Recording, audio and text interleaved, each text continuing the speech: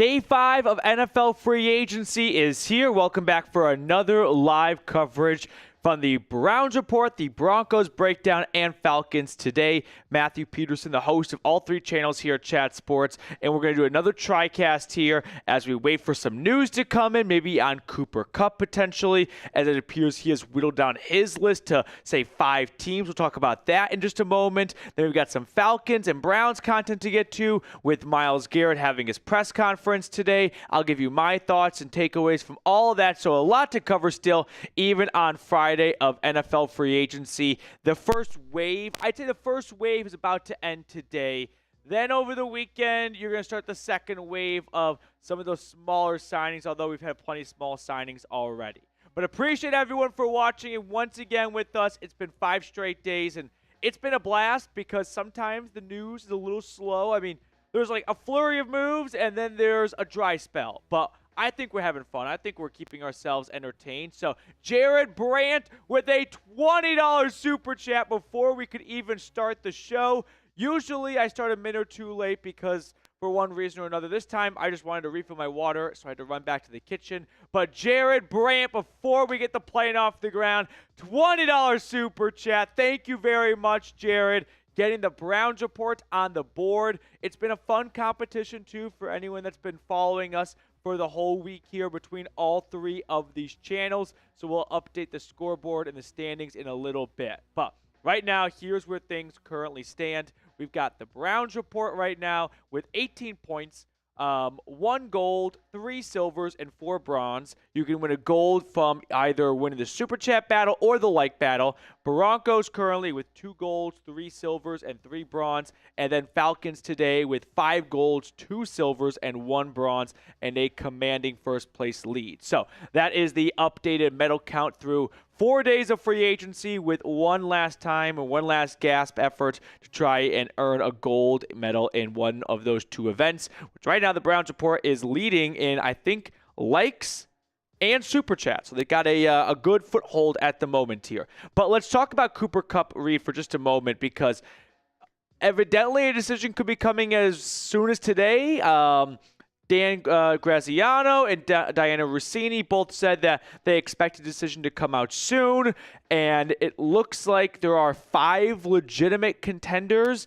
I'm not sure, how they rank in terms of who's more serious than another. The Saints and the Cowboys this morning emerged as possible destinations for Kupp and teams that have interest in the former Rams receiver. Yesterday, Adam Schefter listed the Broncos, the Patriots, and the Seahawks. And then the last update we got was Kupp is looking for somewhere in the neighborhood of $12 to $15 million. For Denver, I think that's just a little too rich for someone who's missed a ton of time over the past 3 seasons, who's just not the same player he was back in 2021. I am drawing my line in the sand for $10 million. I just feel like anything over that, it's going to be an overpay, and you're going to be underwhelmed for what you got in return. So if you can find a way to bring him in on a 1-year, $8-9 million contract, sure, what the heck, why not, right? What do you have to lose other than Walton Penner's money and a little bit of cap space? But north of that, I just think it's not going to live up to everyone's expectations and be a disappointment. So that's where I stand on things right now. If I had to guess, Kupp has really 2 options here. He can either take more money and play across the country in New England when he's been a West Coast guy his entire life, right? Played for the Rams from start to finish. Went to college at Eastern Washington. Lives in Oregon, I believe, in the offseason. So become a New Englander. Or maybe take a little bit less money and play for the Seahawks, who need a new wide receiver to help replace DK Metcalf and Tyler Lockett. But you're not going to be joining as much of a contender as you would have with, say, the Broncos. But I'm not even exactly sure if Denver's all that interested. Maybe Kupp is more interested in the Broncos than, going back the other way. Denver interested in Kupp. So that's where things currently stand with Cooper Kupp. My prediction is we will get a decision before Monday. May not be today. I don't know. He's on the West Coast right now, so it's 11 a.m. And if I had to guess the team, though, I'd go Seattle. I think there are some pros to it. The opportunity is there for him to get a lot of targets with him and JSN leading that receiving room. And he gets to play the Rams twice, which I think players enjoy the opportunity to stick it to their old team that dumped them and stay on the West Coast, go back to Washington, back in his stomping ground. So I'll say Cooper Kupp is a Seattle Seahawk. Falcons fans will get a good kick out of that after last year. Mike Nintendo Master. Matthew Peterson, I have a deal for you. Do you want to hear it? Yeah, I love deals. Let's go. What's going on, Mike? Send it my way.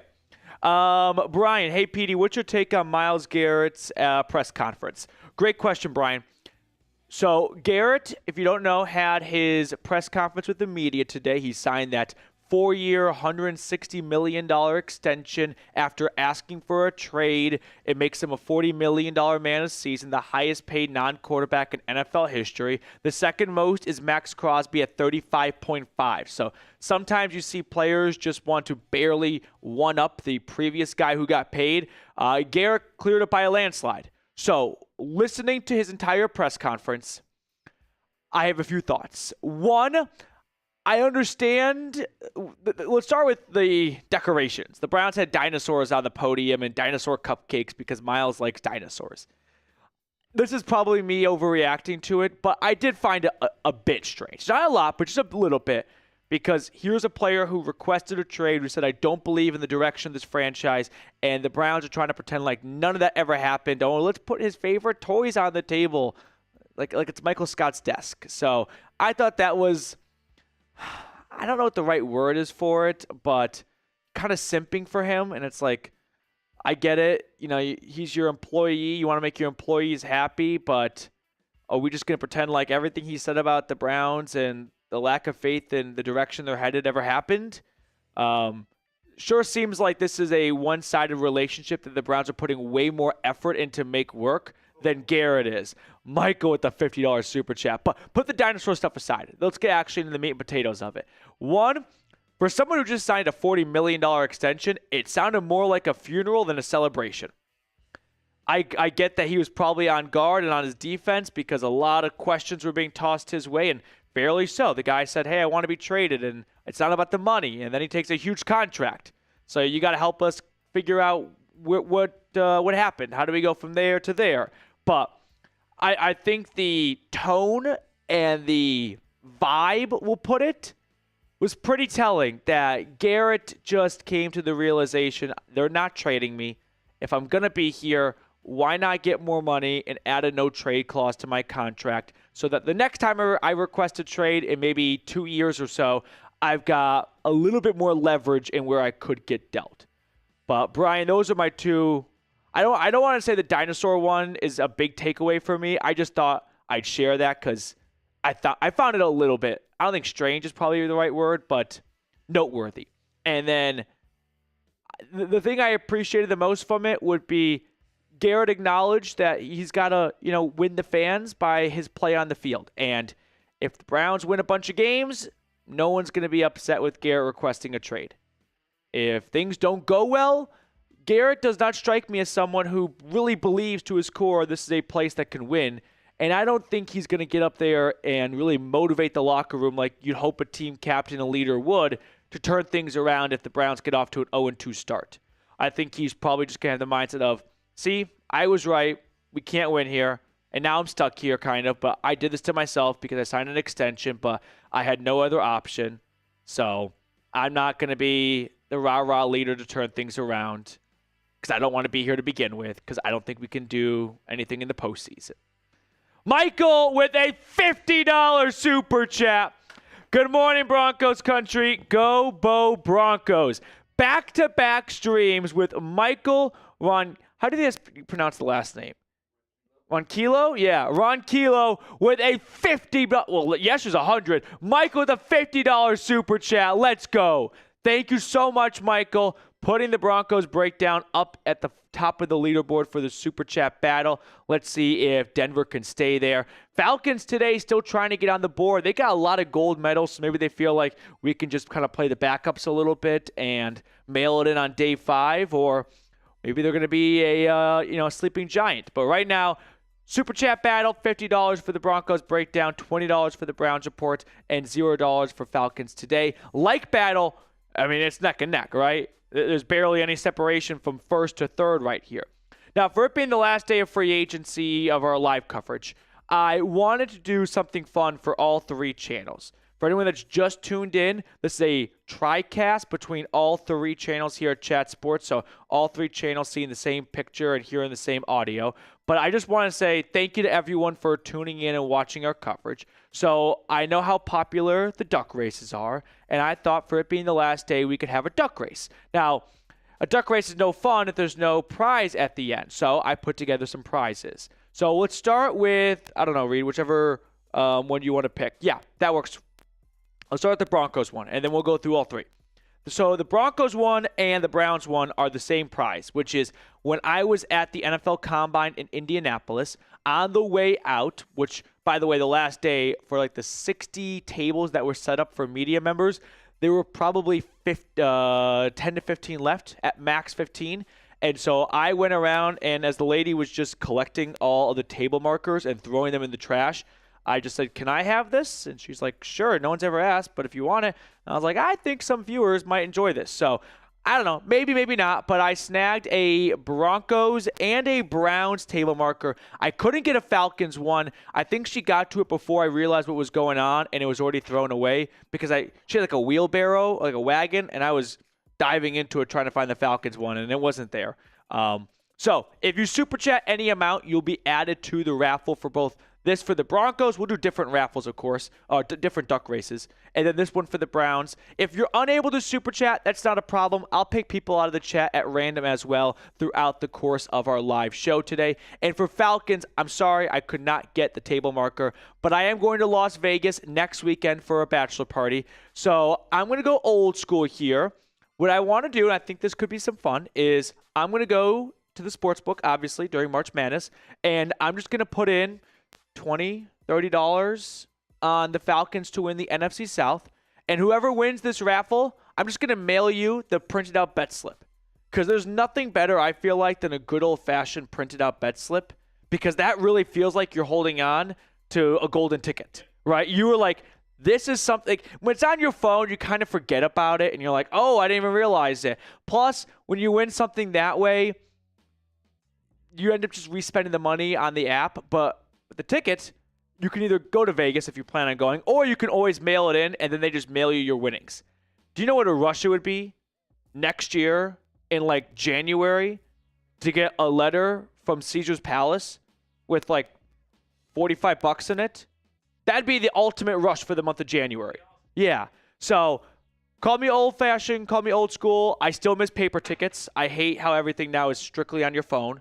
I used to have a great ticket collection, RIP to paper tickets, and I like a good old paper. You know, I still have the very first, my wallet I carry with me, the very first legal sports bet I made. I keep this in my wallet. I went to Caesar's Palace in Windsor, Ontario when I was 19, because it's only 19 to gamble there, and I made on April 6, 2019, a NHL parlay that did not hit. But I still have it. So I keep it with me. From Casino Point Spread. It's in English and French. Bonjour. So those are the Super Chat raffles. We're going to do the duck races. We'll do it around, say, 4 p.m. Eastern, 3 p.m. Central, 2 p.m. Mountain Time. Robert with the $5 super. So to summarize, Super Chat, you're in the duck race. Can't Super Chat. I'm going to pick names at random in the chat. I might pick you. I might not. It's kind of a luck of the draw. Enter me in for that book and taking Broncos breakdown. It's who are the two people gunning for my job? It's Robert now, and then Demented Tree, which, by the way, Demented Tree saw me call him out, kind of. Call it a strong word, but mentioned him in my video yesterday, and he commented like, I am coming for your job. So I love it. Let's get competitive. Let's have fun. Robert, thank you for the super chat. Appreciate it. All right. Any news? That's the first step right here. I don't think so. Kareem Hunt re-signed with the Chiefs for what it's worth. But other than that, no. We got nothing going on the news front. It's the last day of the first week of NFL free agency. So a lot of big names, of course, off the streets. the new teams. Let me just read out some of the best remaining free agents just to let everyone know who's still out there that's worth signing.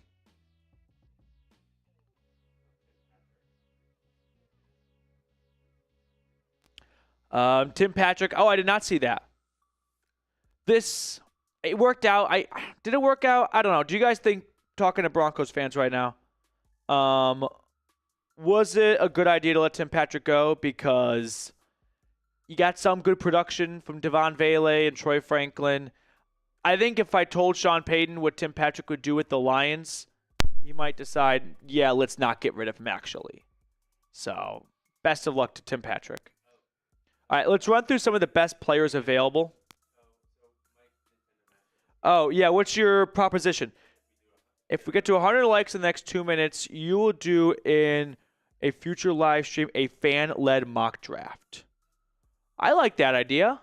Yeah, you know what? We were toying with the idea of, not to bore you with what production side we have here, but we can like mirror, like the duck race is on a computer, and we just mirror from the computer into a box here. And we were talking about mirroring just a mock draft simulator site, because the tough thing with a fan-led mock is that it's a little tough to keep up with the mock draft and what the people are saying in the chat. But if it's mirrored, it's really simple. It's very transparent. So I like that idea. Mike, we're at 53 likes right now. It's 2:22 Eastern time. Yeah, put a 2-minute timer up. Let's give it an extra minute. Can we get 47 likes in 2 minutes? So while we're doing that, I'm just going to run through some of the top free agents available in case you're wondering. This is from NFL.com's list, so it's their order and their rankings. They have Amari Cooper at 11th, for example. I don't think Amari Cooper was the 11th best player in free agency. I don't think the NFL watched their own product. He did not look terrific last year by any stretch. Caught me by surprise. Asante Samuel, Falcons fans, that could be a good DB target. Aaron Rodgers, of course. Coach Chris with a $20 super chat. Let me run through some more free agents. And then how about I give some predictions as to where they might end up. Some of these will be tough to predict. Like, I don't think Amari Cooper signs anywhere for a while. I think he might be someone that teams wait till after the draft and go, all right, we were hoping to get a receiver. We didn't. And let's bring Cooper in. And I don't have a good guess as to where that could be. Aaron Rodgers. I think Rodgers is going to go to the Giants. I think Aaron Rodgers is, for a few reasons. One, I think with the Giants, he could have Brian Dable and Joe Shane by the balls because they are desperate. They are on the hottest of seats right now across the league. And in Pittsburgh, you have to play by Mike Tomlin's rules. I don't know if Rodgers wants to play by Mike Tomlin's rules. That's one thought. Two, how much would Rodgers, as a person, like knowing Rodgers, love the opportunity to play well with the other New York team in the same stadium and stick it to the Jets? I think he would really enjoy that. Stephon Diggs still available. Tevin Jenkins, former Bears second-round pick, offensive guard, visiting the Seahawks. Calais Campbell, almost 40 years old. Azeez Ojulari, that's a pass rusher. Atlanta could have interest in. Mekhi Becton. I was a little surprised he didn't get signed in the first few days, and it doesn't appear that he's going back to Philly with the Eagles trading for Kenyon Green. So that's one name to watch for. Jameis Winston's probably just going to be the sloppy seconds for like maybe the Steelers. Or they signed Mason Rudolph. I'm not sure where Jameis will end up. He's getting signed after the draft. You think? I don't know. I think he'll get signed in the next week or so. I think a team will take a chance on him as backup. Russell Wilson, I think. Russell Wilson's in between the Giants and the Browns and the Steelers too. Maybe he goes back to Pittsburgh. Maybe the Steelers make a big push to bring him back if Rodgers picks the Giants. Or maybe Russ decides, no, I don't want to go back here. You guys clearly had bigger interest in Rodgers, so I'm out. I'd rather sign with Cleveland and play you twice and make you regret that. And then there's Kirk Cousins, which we'll talk about in a second as well. Dante Fowler, J.K. Dobbins still out there. Zadarius Smith, Justin Simmons, Stephon Gilmore, Elijah Moore, Rasul Douglas, Keenan Allen, Cooper. How is Cooper Kupp, by the way, the 86th best receiver, 86th best free agent, but Amari Cooper is 11th? That doesn't make sense to me. Julian Blackmon, Jed Wills, Nick Chubb. Those are some of the most notable free agents available. Coach Chris with a $20 super chat. By the way, Mike, 5 more seconds, and we're 31 likes away. We might do it anyway just because I love you, Mike. Good morning, Broncos fans. It's great to see the Broncos back in the free agency hunt. It's been years. This draft is going to be epic. Go Broncos country. Go Bronco country. Coach Chris, thank you, Coach. And this draft could be a lot of fun for Denver in terms of surprise factor because they may feel like we don't have a glaring need after free agency, except for running back, but they signed like J.K. Dobbins. Maybe that changes things, but still. And that could free them up to just go pure best player available, which is always just a big wild card. You don't know what to expect. I wonder if after getting Evan Ingram, they're like, you know what? Let's be a little bit more aggressive. Let's see if we can shake the tree and have Ashton Genty fall to us. I think Genty's going to go top 10. I think the Bears might be his floor. I just may not see him get past that.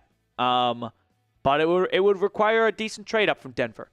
Or they stay put at 20 and either just take their favorite running back, which might be a bit of a reach for some people. But you get the 5th-year option on him in round 1 versus round 2, so that could be an added bonus as well. I don't know from our Browns channel. Thank you, Coach. It's Friday, going to be 70 and sunny. What a beautiful day to sign Nicholas Jamal Chubb. I hope the Browns bring back Nick Chubb. He wants to come back. Everyone in the dog pound wants him back. I'm not convinced Andrew Berry feels like he is worth a signing, but wouldn't hurt to get a couple PR points right now, right? Worst case scenario, what?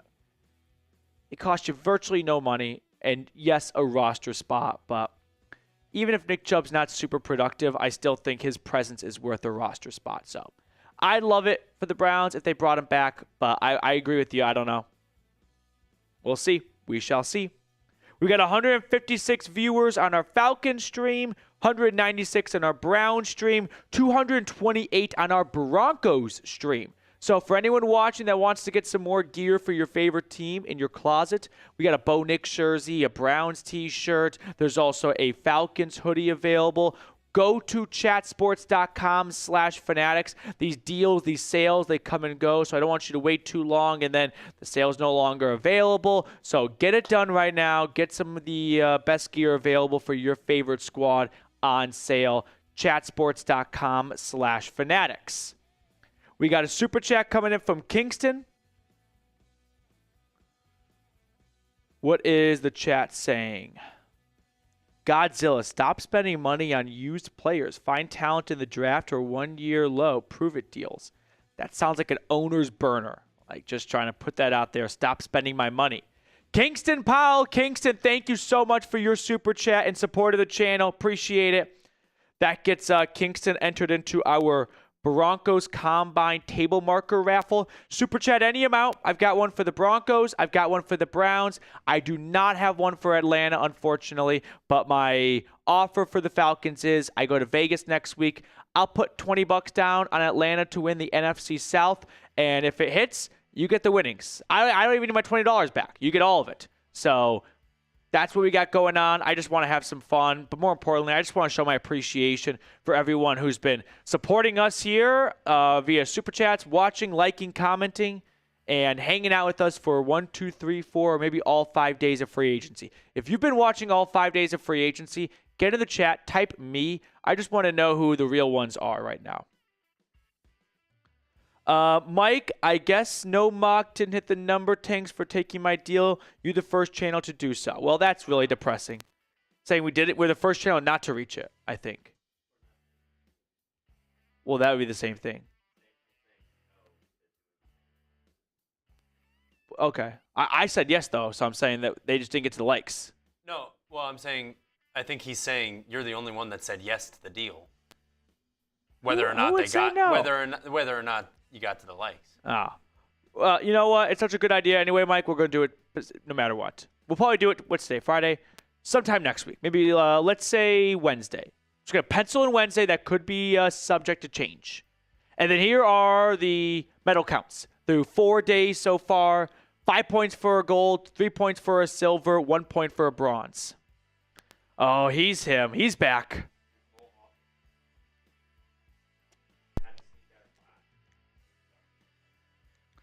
Nicole had to sneak out of class to see if the Falcons had signed anyone. I'm sorry, Nicole. If they do, I'm going to lead the video off with Nicole. Tell your teacher you're busy and you got to go. Atlanta just signed Azeez Ojulari. No, I did not actually sign. Maybe, though. Maybe. Archangel's been here the whole time. Byron Lewis has been here the whole time, along with Juwan Powell, Mr. Caldwell, Christopher Stofira, Andy, Mike, Gregory. Thank you to everyone who's been watching all 5 days of our live free agency content. He's him. Petey's a liar. He would keep that money. No, I would not. I would not keep the money. I'm trying to think of like a notable, like the most honorable example. For example, screw you, he's him. Reed can vouch for this. I was walking to work. This was a few months. This was over the fall. And I was walking to work, and I'm just crossing the street, and there's a wallet right on the ground. I pick it up, look at the driver's license from, like, New Jersey. Thought about mailing it to their house, but I was like, I had a license for a while that was not an accurate address. And I'd be upset if someone mailed my wallet to Wyoming while I lived in Texas. Yeah, so I searched their name in, like, Instagram. They popped up, and I could just see from the picture, like, this is the same person. I just DM'd them, like, hey, I found your wallet. And they were over the moon happy. Drove to the office, like, an hour later. Gave it to them. Did not take anything for myself. It was a good, rewarding feeling. Gratifying feeling. Made that person's day, because they definitely thought they lost their wallet, and they had to go through the process of replacing it. So, he's him. Screw you. We got, I don't know, with the super chat. Kennard Drake, I've been here all week. Work's been kicking my butt. However, rise up. Appreciate it, Mr. Drake. Thank you for watching with us. Tell your boss to go fuck himself. Rylan, especially as a Boise State fan, we're talking Genty. That'd be awesome for Denver. No lies. What are your thoughts on Shedeur? Personally, no. All right, let's talk about Shedeur Sanders. I've got Browns fans here. I've got, honestly, all three fan bases have some stake in this, right? Browns picking number 2, landing with Dion, and Broncos fans who probably / could all be Colorado fans. I'm going to give my thoughts. Ryan Clark, I think, I didn't watch the full clip, so shame on me for that. Basically called everyone a racist if you didn't like Shedeur Sanders. I was like, I don't know. I really didn't like Will Levis. So I think it goes both ways. But here's my thing on Shedeur. I believe that he has the tools and the tools and the profile, that's the word I'm looking for, to be a good NFL quarterback. I don't think with the second overall pick, you should strive for just that. I think with the second overall pick, and you're taking a quarterback, you're envisioning, hey, this is someone who we think could compete for MVPs, right? You're kind of picturing Josh Allen's and Lamar Jackson's and Patrick Mahomes's. And I think Shedeur, with his accuracy, could be a Geno Smith type quarterback. And not Geno with the Jets, but more Geno with Seattle. And I don't think you should be shooting for that with the second overall pick. Now, it's okay to take someone like that in the draft and try and see if you can develop them, but that's usually not where you invest a first-round pick on. You use first-round picks on guys who you believe are as close to can't-miss possible, right? And I think there are one too many red flags with Shedeur. By red flags, the lack of arm talent.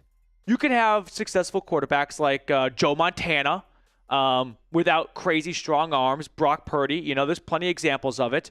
But I don't believe those quarterbacks would have been successful if they didn't go to a place that had a good system in place to help elevate them. I don't think the Browns currently have that.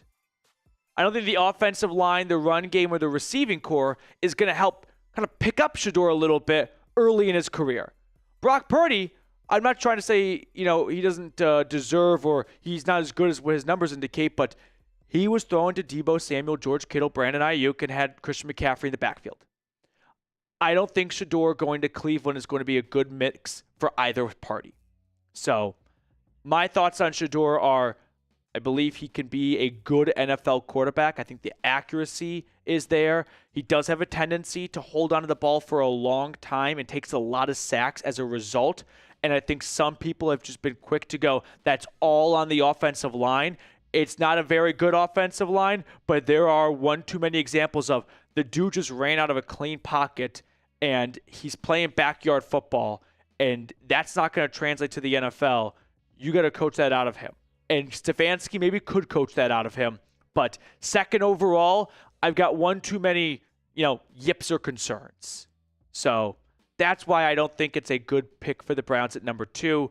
I value the second overall pick too much to go, Browns need quarterback there, Browns take quarterback. Come on, let's not be cavemen about it. Make sure you love the player you're taking at second. You're picking 27th, hey, you're going to have some issues, right? You're not getting your number 1, maybe your number 2 guy. Picking second, you better get your number 1 or your number 2 guy. And I don't think Sanders is top 2 in this draft. So there's my little rant on it. Oh, we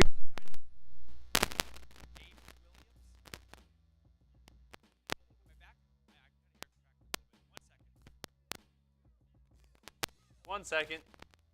Petey's mic just decided to not work anymore. Yeah. Thank you, Jeremy. Am I back? Am I back? There he is. Yep, I'm back. Avery Williams, like Atlanta's Avery Williams, or is there another Avery Williams in the NFL I don't know about?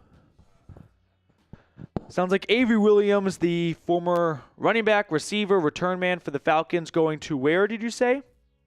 The Eagles. All right, so Philly bringing in just some speed overall. Yeah, that's our old Avery Williams. With Avery Williams leaving, let's play some quick trivia here. How many draft picks from Atlanta's 2021 draft, Terry Fontenot's first draft, are still on the roster? I can think of just 2 right now. Kyle Pitts. I'll give you the total number, and you guys can tell me how many there were. Ready? There were 1, 2, 3, 4.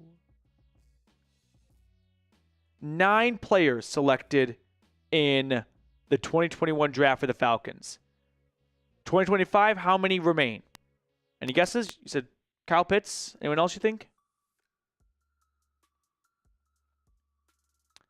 2. Kyle Pitts and Taquan Graham. Richie Grant, second rounder, gone. Jalen Mayfield, third rounder, gone. Darren Hall, fourth rounder, gone. Drew Dahlman, good pick, just didn't bring it back. Fourth rounder, gone. Taquan Graham, gone. Ogundeji, I can't pronounce his name, gone. Avery Williams, gone now. Frank Darby, I'm pretty sure Frank Darby's been, I think he was practice squad, but he's gone. So, yeah, not a great first draft for Terry. Guy came over as an NFL scout from the Saints, director of, college scouting, and did not do a good job scouting that draft. Okay. We got a few other super chats here. I would love to see Ohio State play the Browns. The Browns would whomp them, right? I mean, just think about Ohio State's greatest strength, their receiving core. We could even take put Will Howard, put all those guys on that team. The offensive line for the Buckeyes would be in stretchers at the end of the game. Like Myles Garrett against backup left tackle for the Buckeye, it'd be a bloodbath. Will Howard would die. He'd die on the field. They'd make a movie like We Are Marshall. It'd be an onslaught. Denzel Ward would never let an 18-year-old get more than a quarter yard away from him. It'd be 100-0 at halftime.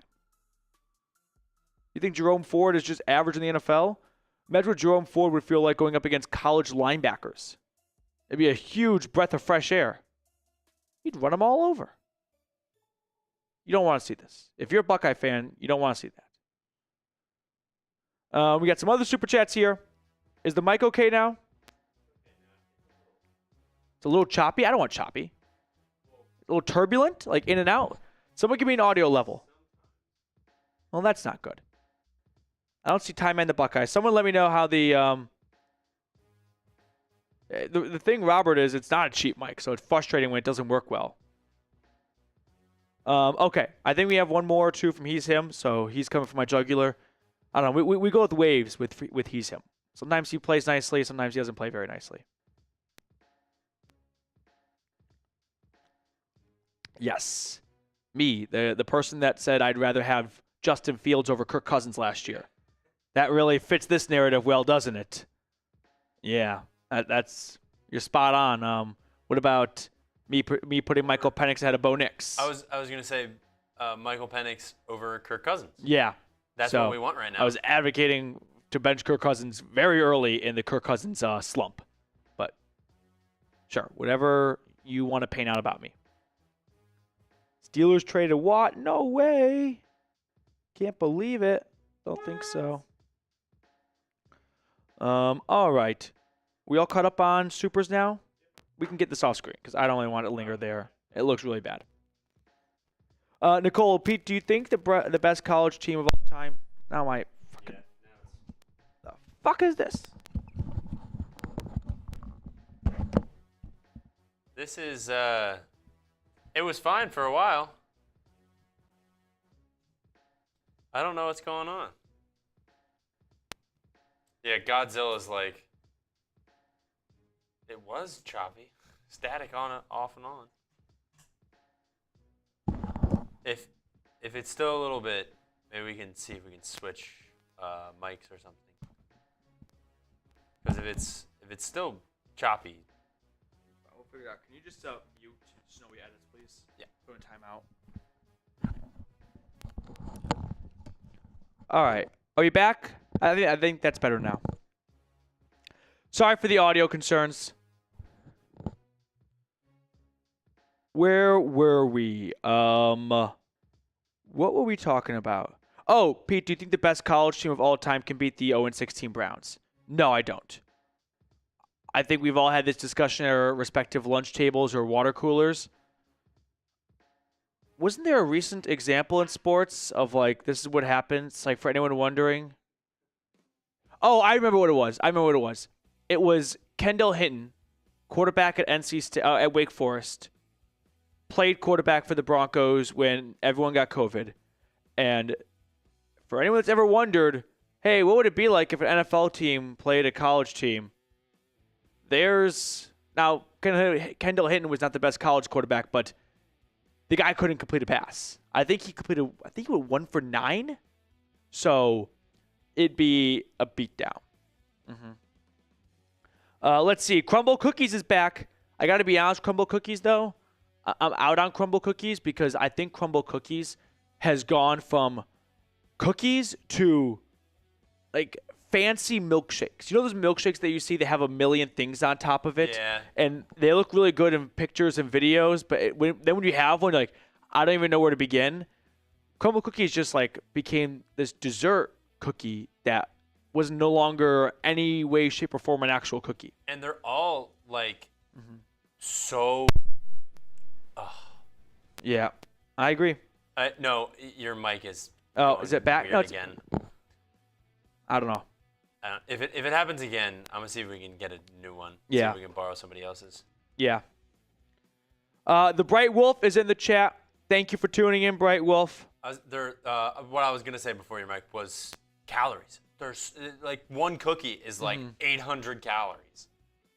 So for anyone that's just watching, we're going to talk about some of the news for Cleveland, Atlanta, and Denver, but we are having a fun super chat giveaway item, a raffle. I snagged these from the NFL Combine. I thought someone might enjoy that to their man cave, their office, their dorm room, whatever. So super chat any amount, and we will add you to it. As for the Falcons, I did not get one, unfortunately. If I remember correctly, the Broncos contingent left like halfway-ish through the week.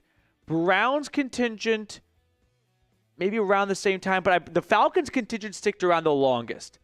So maybe that's why I couldn't get theirs, because when the lady was coming around collecting them, they were still at their table, and it would have been weird to be like, hey, guys, can I steal this from you?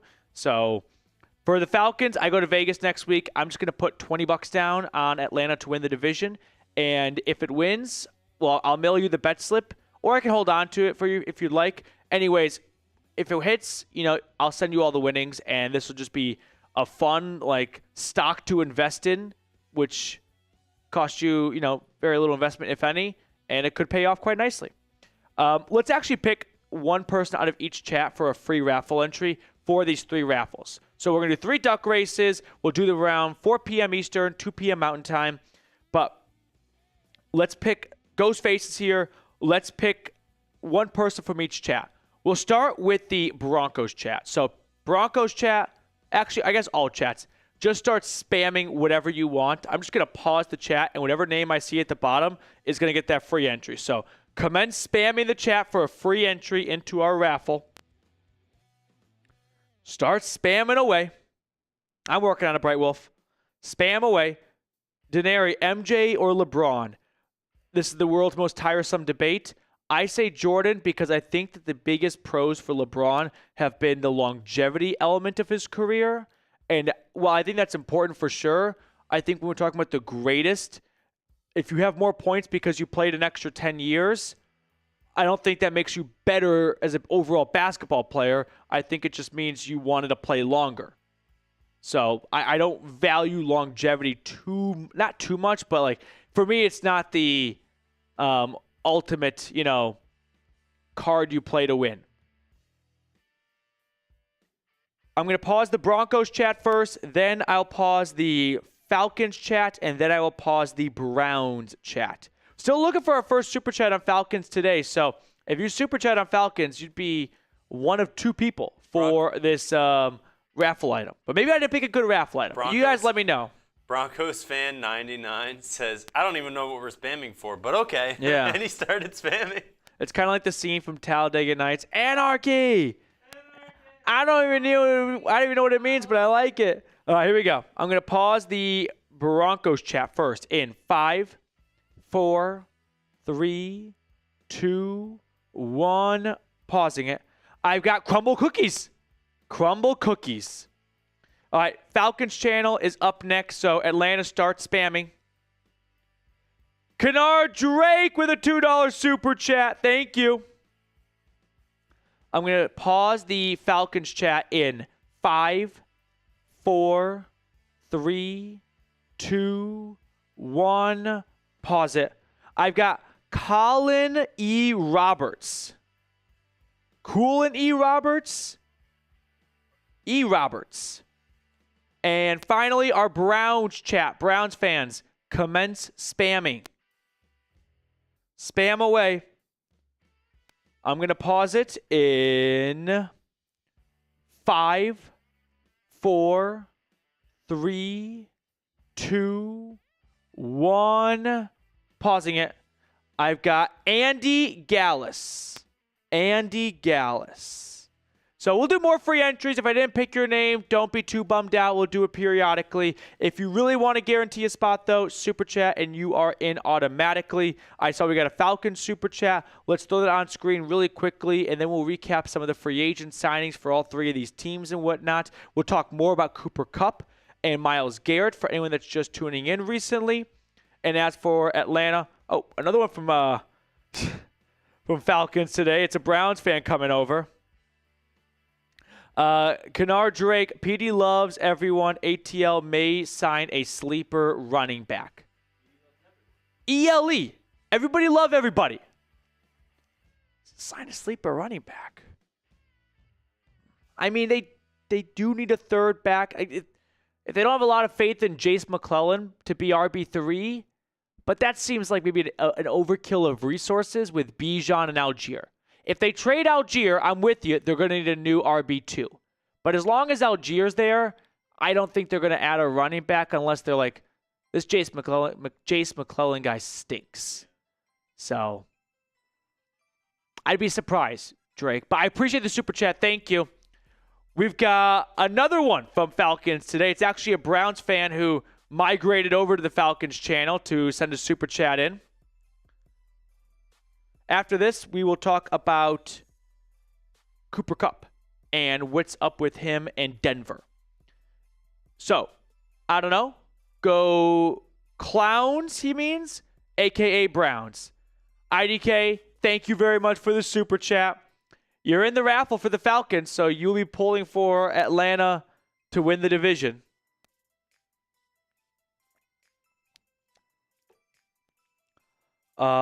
Okay, let's talk about Cooper Kupp. And then we'll talk about Kirk Cousins, and then we'll talk about Myles Garrett. Cooper Kupp, what's the latest? For one, reports from Diana Rossini are that he could make a decision as soon as today. The Cowboys and the Saints have expressed interest in Kupp, according to Schefter and The Athletic. The Cowboys one, not that anyone should be intimidated by Dallas, I don't think is legitimate. The Cowboys never spend in free agency. They just don't. The biggest signing they have in an external free agent the last 5 years is Solomon Thomas this year for a deal worth up to $8 million. Think about that for a second. The Falcons signed a linebacker most of Atlanta had never heard of, Divine Diablo, to like $14, $15 million. That is twice what the biggest contract given out to an external free agent signing for the Cowboys from 2020 to 2024. So, no, I don't think Dallas is actually really interested. I think they want their fans to be like, Jerry's trying. Let's kind of back off Jerry a little bit for not doing anything in free agency. Jerry's on his yacht in the Bahamas. He doesn't even know free agency has started. And Steven's doing an awful job of running the show. It's almost, no, I don't want to say this to get Tom screwed over, but yeah, it reminds me of maybe like the hierarchy in the Hermit Kingdom, if you know what that is. So I don't buy the Cowboys' interest. As for, Cooper Kupp, sorry, I was blanking on the name.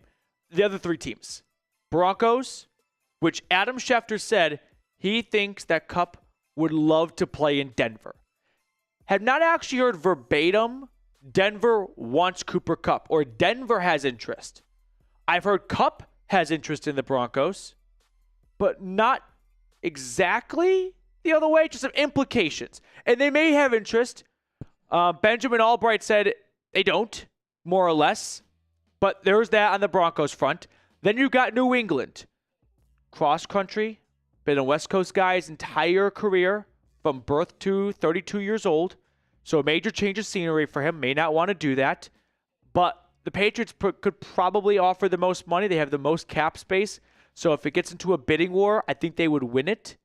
But does Kupp want to take more money to go play for a team that's picking fourth in the draft, or maybe take a little bit less money and play for Denver if the Broncos even make an offer, or the Seahawks? That's the third party here. I think Seattle's got a really good path to landing Kupp. He has an opportunity to play the Rams twice. It's a homecoming, went to college in Washington from that area of the country, has been on the West Coast his whole life, and there's plenty of opportunities for him to get the football. It'll be him and JSN leading the receiving room. Kupp to the Seahawks could make some sense to me. Maybe the most sense, I would say. So that's my prediction right now for where Cooper Kupp ends up. Now let's talk about Kirk Cousins. What's going on with Kirk O'Chains? Kirk Cousins has a $10 million roster bonus coming on March 17th. That is this Sunday. This is a very captivating game of poker. You've got the Falcons, who are letting everyone know we do not want to move on from Kirk. We want to bring him back as a backup, signaling to all 31 other teams we're not releasing him. So if you really want him, you got to trade for him. Trying to get something out of Kirk in a trade. We will find out if they are bluffing. If they hold on to him past Sunday, they're serious about it, and they're going to pay him an extra $10 million. If they don't want him as the backup, which to me sounds like a bad idea. Yes, you do not gain anything by releasing him financially. There's no additional cap space, nothing like that. There's no positives.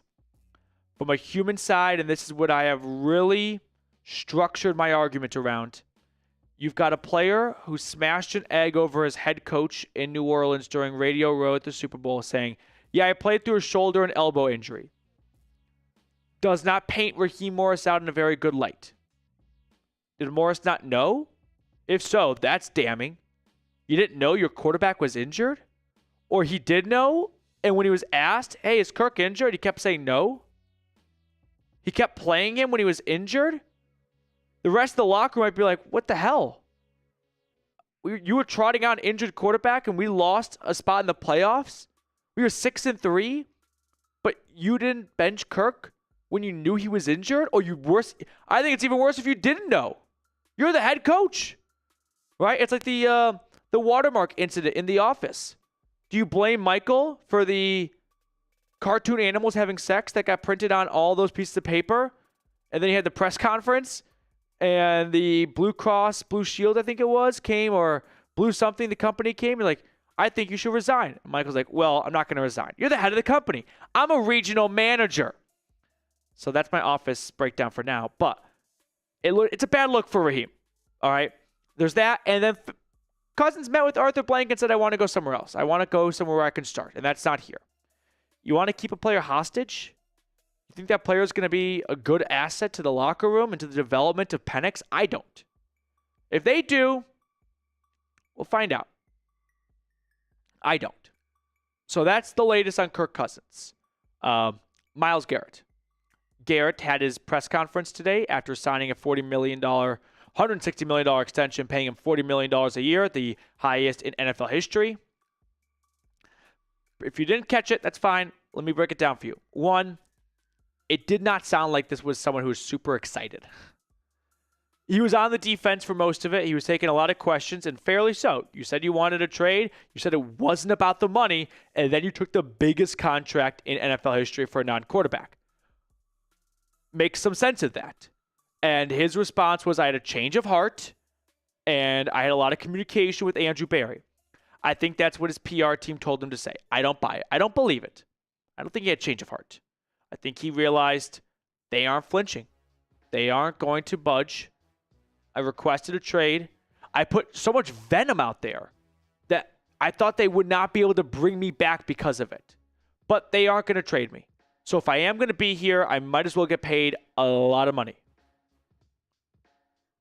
And my issue with it is, if you have a hostage who's supposedly your team captain, if things don't go well, I don't think he's going to be one to go, let me get the troops ready.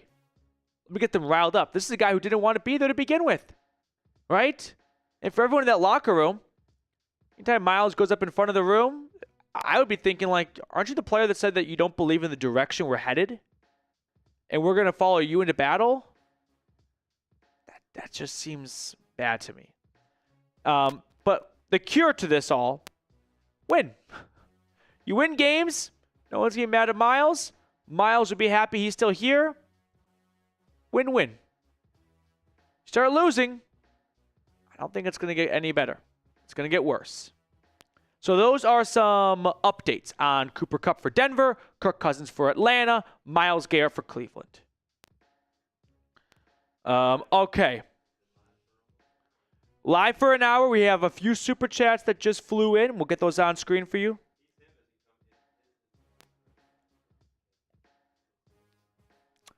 Soul Train, they tolerate he's him because they're getting money from it. No, I don't think that's true. One, if he wants a super chat, sure. But I don't want to come across as someone that is quick to silence people that disagree with me. I think that's a slippery slope of, if you come for Petey, he'll block you. I've never blocked anyone on Twitter before. I will block like the porn DMs I get, which I've tried. They're not real. But no, I just don't want to give this impression, Soul Train, of like, if you say anything negative to him or if you disagree with him, watch out, he could block you. I want people to feel free to come in here and say I'm a big idiot. And knowing that that's not going to get them blocked. All right. 2 super chats here we'll catch up on.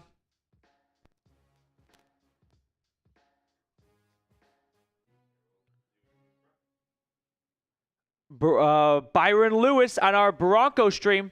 Cooper, just a one-time Pro Bowler. I'll pass if he wants $10 million plus. I agree, Byron. You and me are drinking the same Kool-Aid. He's been in the league for, I think, 8 years, and he has two seasons over 1,000 yards. I'm just not interested in paying someone for what they did in 2021 on a different team. I am interested in an $8 million contract for someone who has that ceiling. But north of that, no. And I don't think Denver's going to sign Cooper Kupp. Another super chat from Byron. Realistically, what running back do you see the Broncos landing in the draft? There's some buzz around Omarion Hampton from North Carolina. Wouldn't be the first time George Payton's taken a UNC running back in maybe round 2. I'm pretty sure Caleb Johnson met with Denver. That's the Iowa running back. I feel like picks 1 or 2 are going to be a running back. I don't think Genty's going to be there at 20. And maybe Denver trades up, but if Genty's going top 10, that might be too big of a jump. That would require giving up a future first. Trading up for a running back and giving up a future first might be an NFL first. I don't know if anyone's traded up and in the process gave up a future first round draft pick to select a running back. Because you got to ask yourself, what's better? Ashton Genty or say Omari and Hampton in round 1 at pick 20 and whoever you get in round 1 the next year. Let's say it was this year. Would you rather have Ashton Genty or Omari and Hampton and James Pierce? I just picked kind of an average first round player. I think a lot of GMs would take the 2. You could swap out Pierce for let's say Maliek Starks. I know that you signed Hufanga, but you know what I mean. A future first, I think for a running back is just be too rich. So I will predict Hampton, but I like Caleb Johnson. Riley, thoughts on Kenny Pickett claiming he's the starter? Good. You want someone who's competitive. You don't want a pussy in there. Imagine winning in front of the media, and he's like, so I'm just going to be really content with holding the clipboard and get my pom-poms out for whoever the real starter is. It ain't me, though. No, you want bad MFers who are going to go in there and go, I'm starting. You want the most competitive of the competitive. He didn't say that the Browns told him, you are our week 1 starter. That would be concerning. He's got some competitiveness. That's what you want in players. I thought that was a non-story. I'd be frankly surprised if he came out and said, hey, I'm really excited to be here to be a backup for someone. Get out, dude. I want someone here who wants to start. Doesn't mean you will, but I want that. And Mr. Ha-Ha with a $102.69 super chat. Show some love in the chat right now for Mr. Ha-Ha, putting the Falcons from 3rd to 1st with 1 huge super chat. Let's go. Surprise Mufaga. Thank you for always the increments that keep me on my toes. What's the meaning you think behind 102 and 69? I don't know, but I love it. Appreciate it. Thank you. You've been here since day 1 of free agency. At the end of the week, which is today, I'm going to tally up who the top 3 super chatters were and give big shout outs to them on our episodes throughout the next couple of days. Mr. Ha-Ha putting Falcons today on top in super chats. Let's roll. This mic, this headset. Every time I lean down, I hear the fuzz. Do they hear the fuzz? I hope not. I hope it's just me hearing it. Well, I don't care if you hear it. I just want to know. I don't know. Yeah, I guess so. Crap. I was just like, I hope I'm the only one hearing this annoying crackle. I'm very sorry. These aren't cheap or expensive. When we got robbed in Indianapolis, me and Sam, the executive lead producer, my new desk mate too, I got a new desk. So I'm back with the main bullpen. We went to Guitar Center. I'm not a music guy. I didn't grow up in a music family. I didn't play an instrument. I obviously knew it wasn't cheap. Basic microphones were very expensive. And I'm like, oh, this is not what I forecasted. So, yeah, kind of like 150 to 200. I thought it'd be like $50. You know what I mean? Like, I knew it wouldn't be just the price of a Happy Meal, but I didn't think it'd be 10x that. Okay. Oh. I like this from Ghostface. This ain't fair, PD, are big hitters. It just makes it sound like Ghostface, you're acting like this is a fantasy football team and your best players are all on a bye right now. You're like, this doesn't count. My RB1 and receiver 1 are both off this week. You know it is free though, Ghostface, and everyone else watching, liking the video. So hit the thumbs up button. We'll update the like numbers in just a second. But Falcons today is shot up to first place. Broncos breakdown, not far behind at all. And then the Browns report right now in third place. So if you would like to, get your competitive nature out while also supporting maybe one of your favorite channels, Super Chat, and whatever question, take, or idea you have goes on screen for everyone watching to see. Denver, by the way, pulling away just slightly in likes. Meanwhile, the Browns have a 1-like lead on Falcons today. So hit the thumbs up button down below if you haven't already. We have been live for over an hour. There have been no signings. Nothing. Zippity-doo-dah. You know how they rebranded Splash Mountain? I learned this. It's only in Orlando they rebranded it. Like, there's lots of Disney parks, of course, across the world. The other ones are still Splash Mountain. Which, to me, just screams hypocrisy of, like, if it was that big of an issue, why is it not a problem in, like, China or Tokyo, Japan? Or Paris?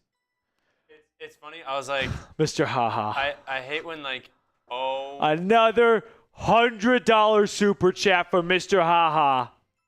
He said. Byron Lewis claps back with his $100 super chat. And then he's him. He just brought a twig to a tank fight. But I respect it, meaning you're at least going to go down swinging. It's kind of like the scene in Saving Private Ryan when Tom Hanks is shooting the pistol at the tank. Yeah. And then the U.S. fighter jet comes over and I think it bombed the tank, but it looked like a fighter plane. So they wouldn't have had bombs. Maybe I don't remember the plane well enough. Mr. Haha, another $100 super chat. Oh no, Braun Hose are too close. Let's make it a gap. Dude, this is kind of like you got a goal to put yourself up 2 with a minute to go, and then Denver gets an empty netter to bring them back within 1. Mr. Haha, thank you for the super chat. Love the competitiveness. Byron Lewis, though, not going to go down without a fight. Yeah, let me do it for the Broncos. I love it. This is some true Game of Thrones medieval time shit here. Of like, send in your best warriors. Let's see who can win. And I just enjoy kind of like being the viewer of all of it. And then he's him from our Browns channel. Mr. Haha, more like Mrs. Tears. You can get him all you want. Mr. Haha is dunking on you right now. I wonder how much, by the way, he's him has sent in super chats, because I think he only wants to do $2 because he hates me, but he still wants to get on screen. But he's definitely sent in a collective $200 in super chats. Soul Train with a $2 super chat. Appreciate it once more, Mr. Haha and Byron. Thank you guys for supporting the channel. Love it. Soul Train. We have some news. A signing, a trade, or what? Signing. Can you give me the player? Ooh, the safety. I'm going to keep him close. Where did Marcus Epps sign? Give me NFC or AFC? They all can see it now. All right. It is AFC. He was on, was it the Jets last or the Ravens? I thought it was the Raiders. Or Raiders, you're right. I'm sorry. Him, Marcus May, and like the Marcus Williams, they all kind of blur together for me. He's definitely the Raider safety. Oh my goodness. I can't even wait to open my eyes now. Marcus Epps, Raiders to another AFC team, right? You know, I got to play the odds here. There's been one team signing a lot. Oh, you said AFC. Give me the Patriots. Oh, there we go. Play the odds. Holy smokes. Byron Lewis just sent in another $100 super chat. Sorry, Byron. I was not familiar with your game. Put your money where your mouth is, Mr. Haha. I also think there's some enjoyment, and let me know if you guys have both streams up, but they have no idea until I say something that a super chat has come in on a different stream because they can only see their chat. Byron, thank you again. Definitely in a good spot for this raffle. I hope if you do win, you've got a good spot for our Broncos. NFL Combine table marker. I know it's kind of a weird, quirky thing, but I honestly believe that it would make for a great little like story when you have house guests over. Like, oh, where'd you get that from? Well, let me tell you about day 5 of NFL free agency and Mr. Ha-Ha, because I had to get in a bidding war with this fucker, and then I won, and now I have this. So, Byron, appreciate it. We've got Soul Train with a super chat. We've got Hater with a super chat. Let's hit both these supers here.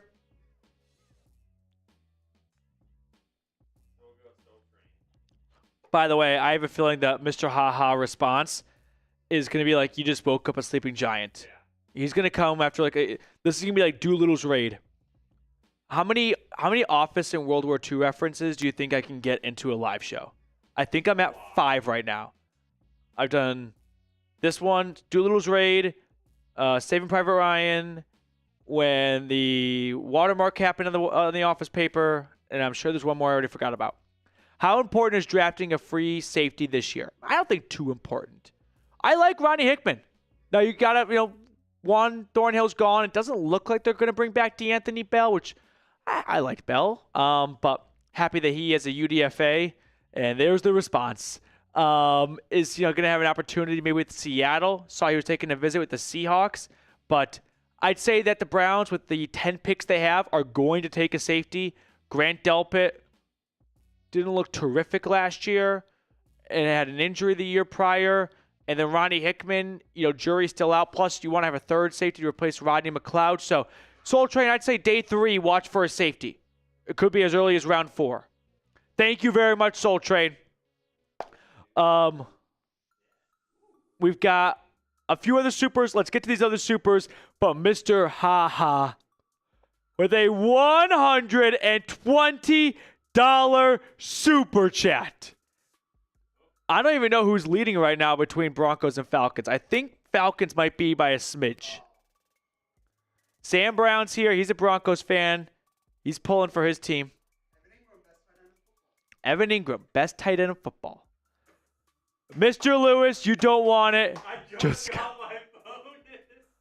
It's March 14th. I got paid. We got paid today. It's always a great email. This is, not going to lie, that might be a raise the white flag and back off thing right there, because this could turn into quite the pissing match. Mr. Ha-Ha, thank you for your super chat. Rise up, dude. We have some other supers here. I think this chat over 5 days, combine all 3 super chats, all 3 channels, it might rival some teams in free agency spending. Whoever has spent the least, we might compete with. The Cowboys are usually that team.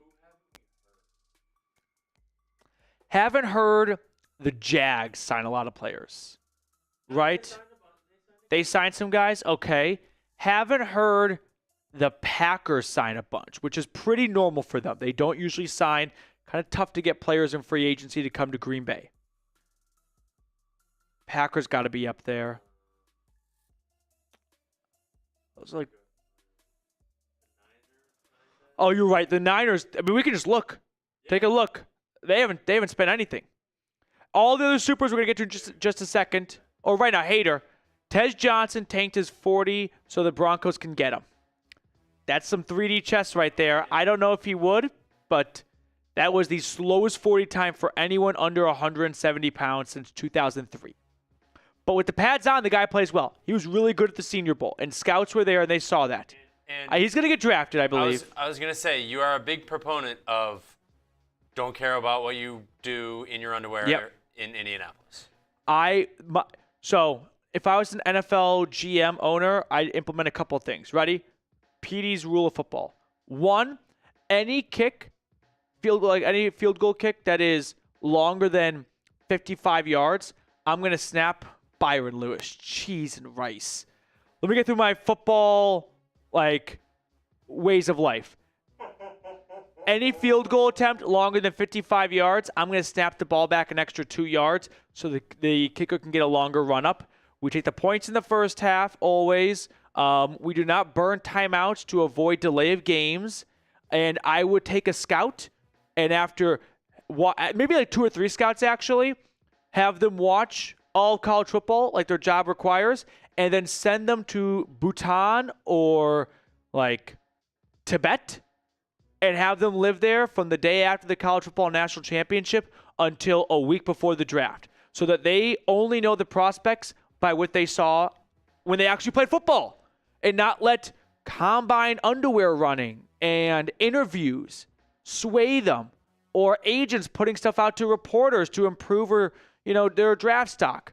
And they come back from Tibet, and then they're like, why don't you guys like this guy? He was so good. Oh, you didn't see. Not a good 3-cone shuffle. Oh, who gives a shit? He was awesome. And they're like, the Tibetan 3 are right. That's what I would do. Okay. Hater, thank you for the super. Byron with another $100 super chat, Broncos country. Mr. Haha, I'm 100% disabled. Vet/federal worker, stop it. First off, thank you for your service. I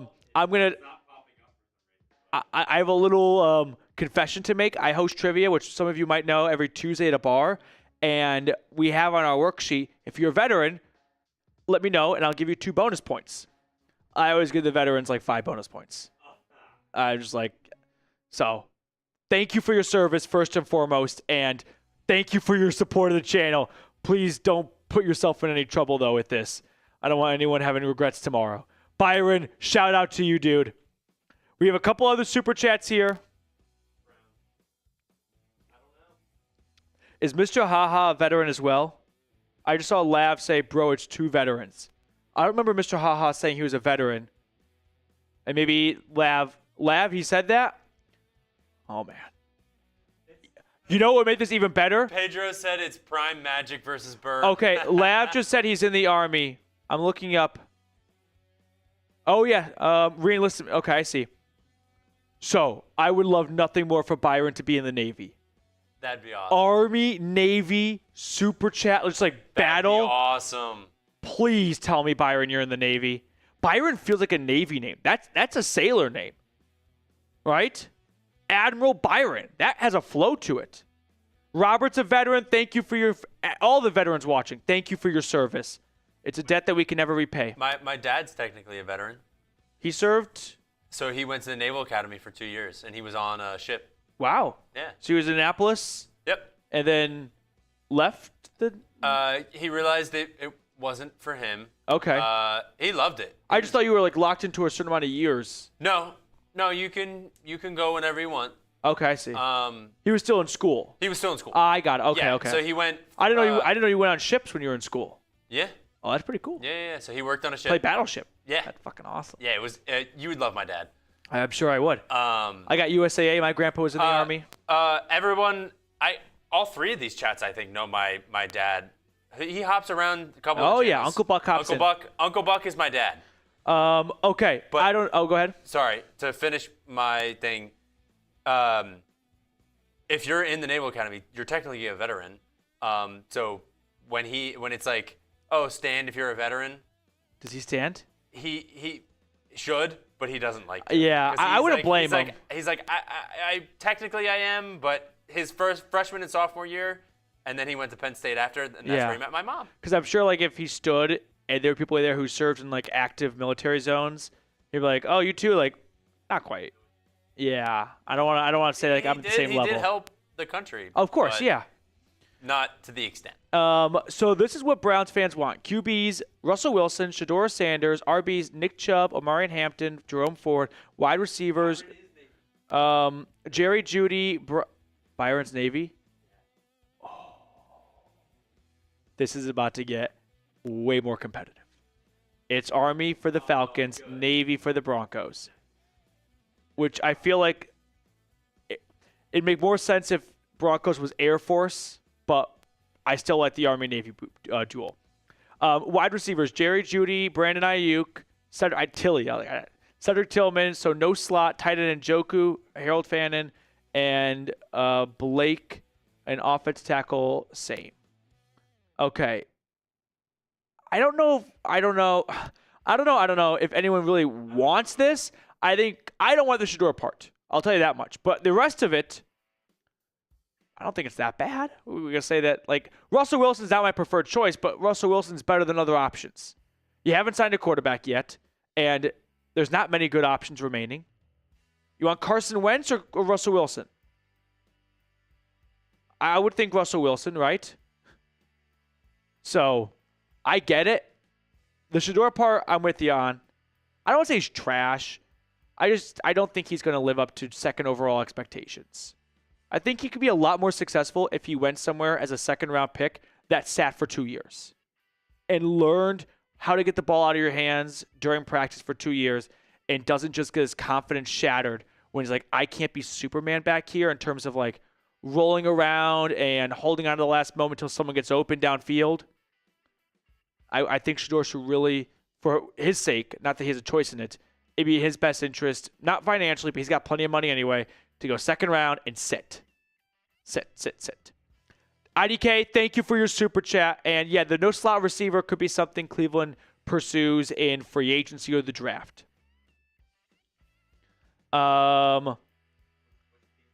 Whichever one's next.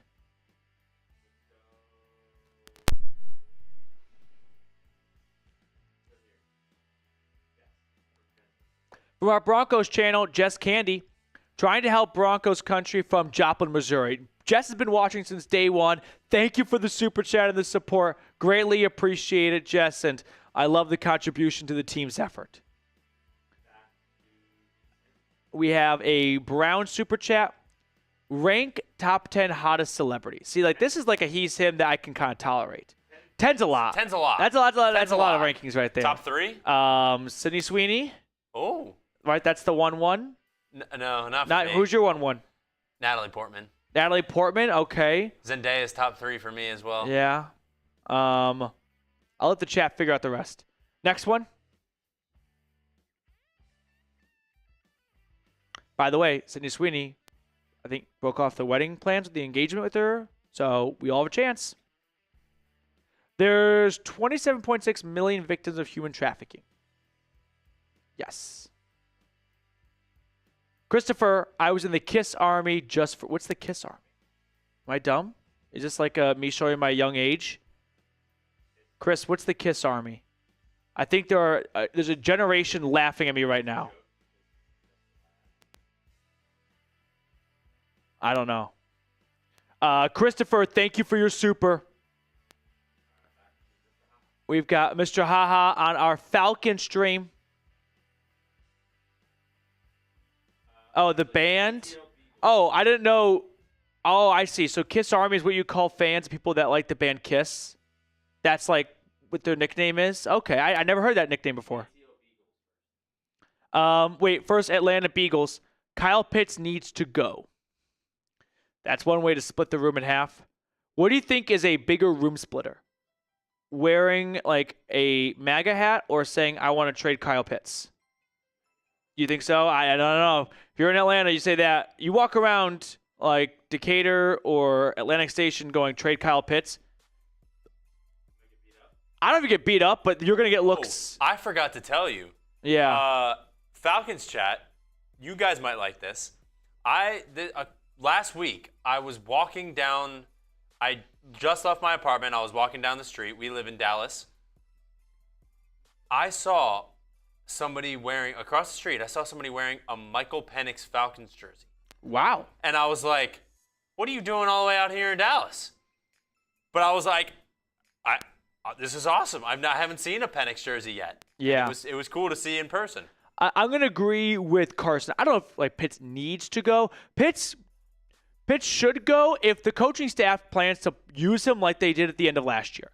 If we get out to the start of 2025 and he's being outsnapped by Charlie Werner, then you wasted $10.8 million and maybe the chance to get a good draft pick when you only have 5 picks this year. So here's my take on Kyle Pitts. He's a great tight end. I don't think he's not good at football. Okay. I think he's a very good football player. You're saying he's talented? He's a very talented football player. Yep. Just not on the Falcons. Is there a reason why? I guess they're just not using him, not fitting the scheme. I know. So he's a good player. It's just he's not an all-around good tight end for every single offensive scheme. I hear you.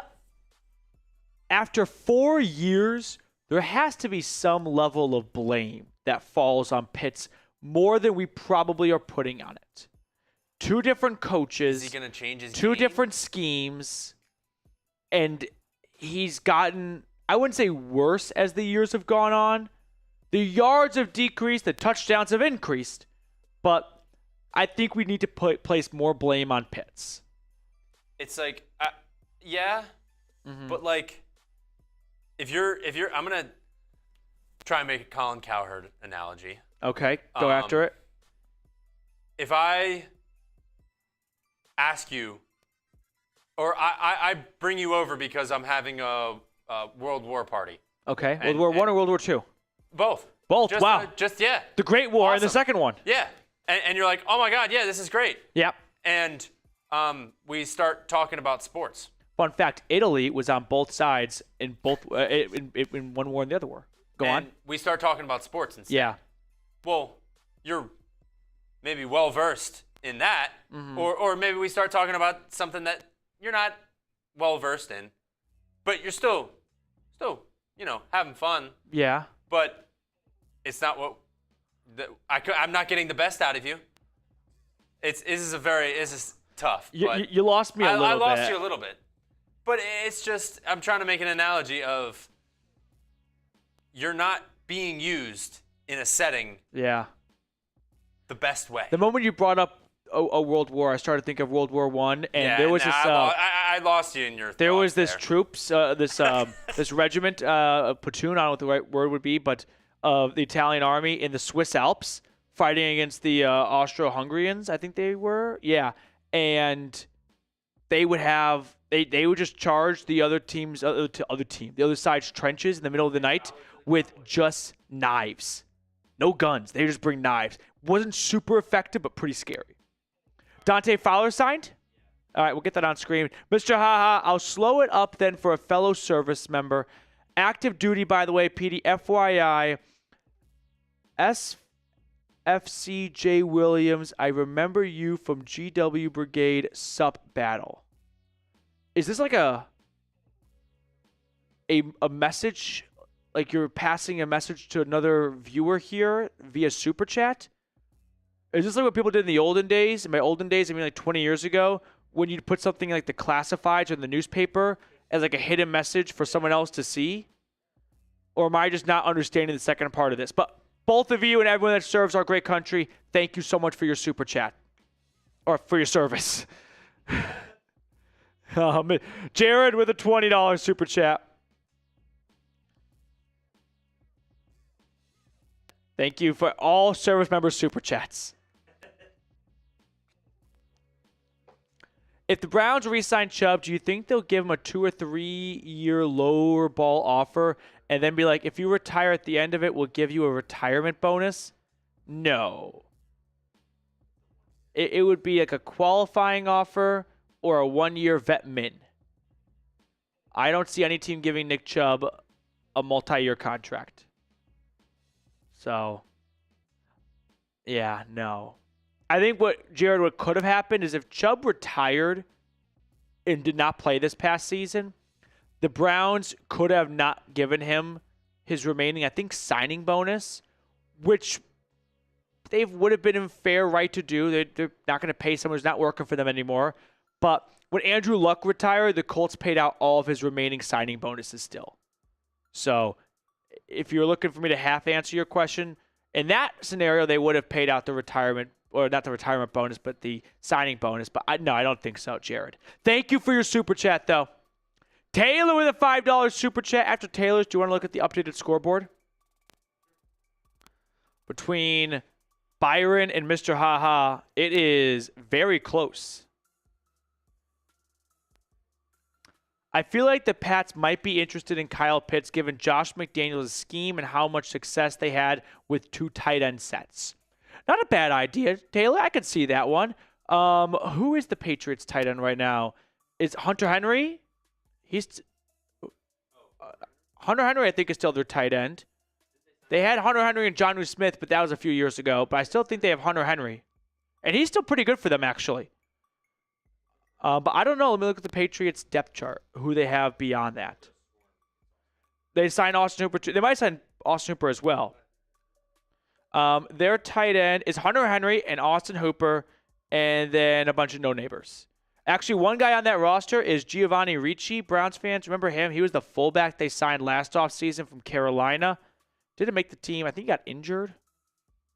So, after signing Austin Hooper, unlikely, I'd say. You'd have 3 tight ends then. But if they didn't have Austin Hooper, I'd be on board with it, Taylor. Not that he should be a major needle mover for you. My Tennessee Volunteers tip off their first game in the SEC tournament in 15 minutes against Texas. We've been live for an hour and a half so far. Thank you for everyone that's watching with us right now. Let me kind of recap the news a little bit, and I'll start with Cooper Kupp. Reportedly kind of down to 5 teams while you're doing that. Reportedly down to 5 teams. So Broncos, Cowboys, Saints, Seahawks, Patriots. I don't think he's going to sign with Denver. I'm going to go predict he signs with Seattle. Kirk Cousins has that $10 million roster bonus coming up on March 17th, which is this Sunday. Atlanta is remaining at the same position that they do not want to release Cousins. I think they're trying to see if anyone will trade for him. It'll be very interesting to find out how serious they are, or were they bluffing the whole time about him being the backup. $10 million shouldn't be like an absolute make or break figure, but do you want Cousins as a backup when he doesn't want to be here? That's the bigger problem for me with Kirk, not the $10 million. It's not my money. And as for Cleveland, Myles Garrett had his press conference today. My reaction to it was he does not seem like someone who's super happy about getting $123 million guaranteed. It was not much of a party. It was kind of gloomy, to be honest. He took a lot of questions, and fairly so. He said he wanted out, and it wasn't about the money, and then he took a contract extension. Comes across as a hypocrite. But he says he's here, and he's excited and things like that. I don't buy it. I don't believe it. I just think he realized he had no way out, and he might as well get a huge extension if he's going to be unhappy. At least have a bigger house while you're unhappy, right? And another Porsche. Okay, are we all caught up on the super chat? Okay. We'll do another free raffle entry, by the way. So just start warming up your fingers. Get the chats going a little bit here. I'm going to pick one person out of each chat for a free raffle entry. I took these from the NFL Combine, from the Broncos and Browns media tables. It's their table marker. It may be nothing to you. You might think it's kind of cool. I don't know. I just thought someone might enjoy it. So I just wanted to snag those and give them to some viewers. So Super Chat will add you to the raffle. If you're unable to Super Chat, not a problem. Just like the video and start being active in the chat, and I'll pick people at random out of the chat. I did not get one for Atlanta, so what I'm going to do for the Falcons instead is when I go to Vegas next week, I'm going to put $20 on them to win the NFC South, and whoever wins this raffle, if the obviously wager wins, I'm going to send you all of it. I could even just send you the ticket, and you can have it for the whole year, and if it wins, you can actually mail that to Las Vegas, and then they mail it back to you with your winnings. Okay, here's where we stand right now in the Super Chat battle. So, between Mr. Haha, and Byron, it is pretty close. Only $50-ish separating the two right now. And then the Browns report right now in a distant third. However, in the like battle, actually it's the same in the like battle as it is in the Super Chat battle. So, look at the like battle real quickly.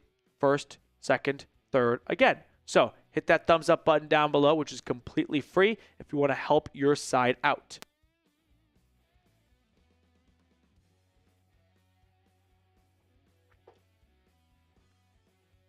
I wish we had some more moves. What was Dante Fowler, what did he sign? With the Cowboys. Wasn't he with the Cowboys 2 years ago? I thought he followed Dan Quinn to the Commanders. Falcons legend. I thought he was with the Cowboys, then the Commanders, and now he goes back. Former first-round pick. Yeah. He's kind of having a weird career. God, I remember being a first-rounder. He was third overall. I remember him being third. And for being a third overall pick that was a flop, he's been in the league for a decade. So it's kind of a weird, like, he wasn't a good third overall pick, but he's been around for a long time and for a handful of teams. Jags, Rams, Falcons, Cowboys, Commanders.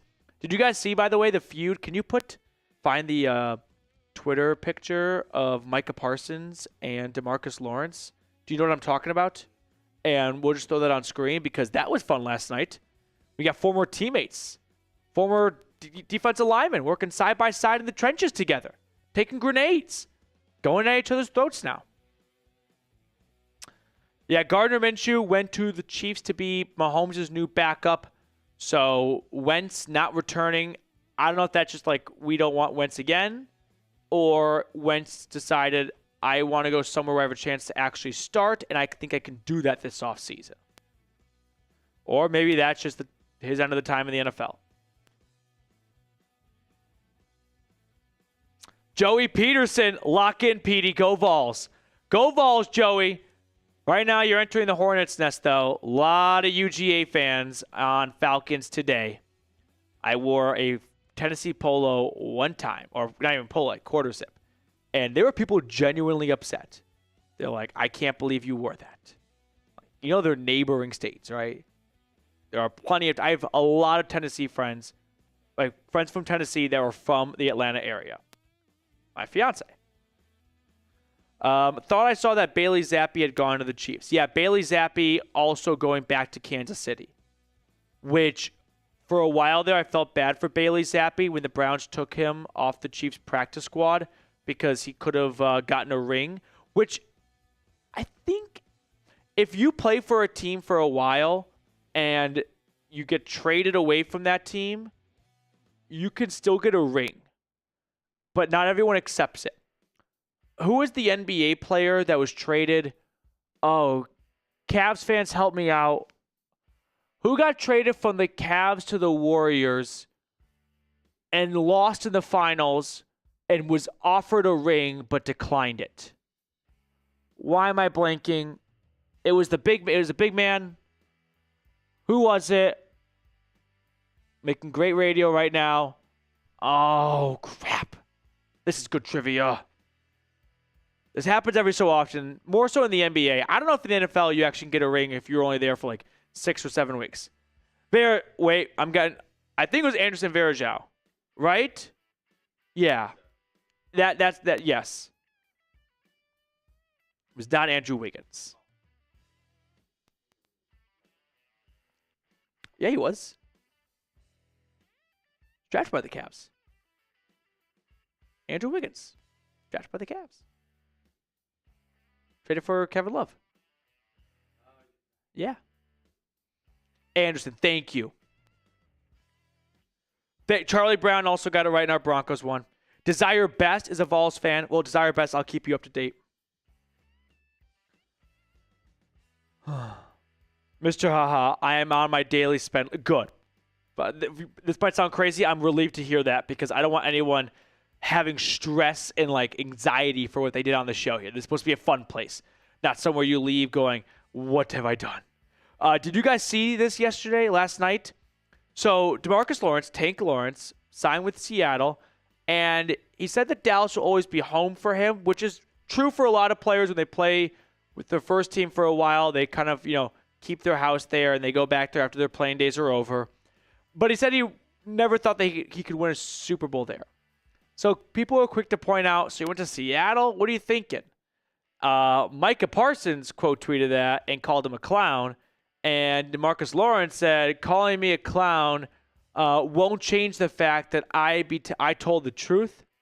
Maybe if you are, I can't read it. Maybe if you spent less time tweeting and more time winning, I wouldn't have left. This league, we got some drama. I love it. Mr. Haha, tell Lewis I hit my daily donation limit from YouTube. Mr. Haha, if you really want to keep spending, you can do Venmo. We had that with Overlord, which I haven't seen him yet today, but maybe he's just working. But Byron, I was waiting to see if Mr. Haha was trying to run it up. We got to turn this into a Venmo battle now. Yeah. Ooh, how about that one? Yeah, so Reed wants to know who your favorite player is on your team. Favorite player. It can be current or all time. Current or all time? Yeah, give both actually. How about both? How about both? You know what? Let's do this. Put your favorite player in the chat, and this is what we'll do to pick 3 more entries for our raffle. Okay? So start putting your favorite player in the chat, and we'll pick 3 people out of the chat for free entries for our duck race raffle.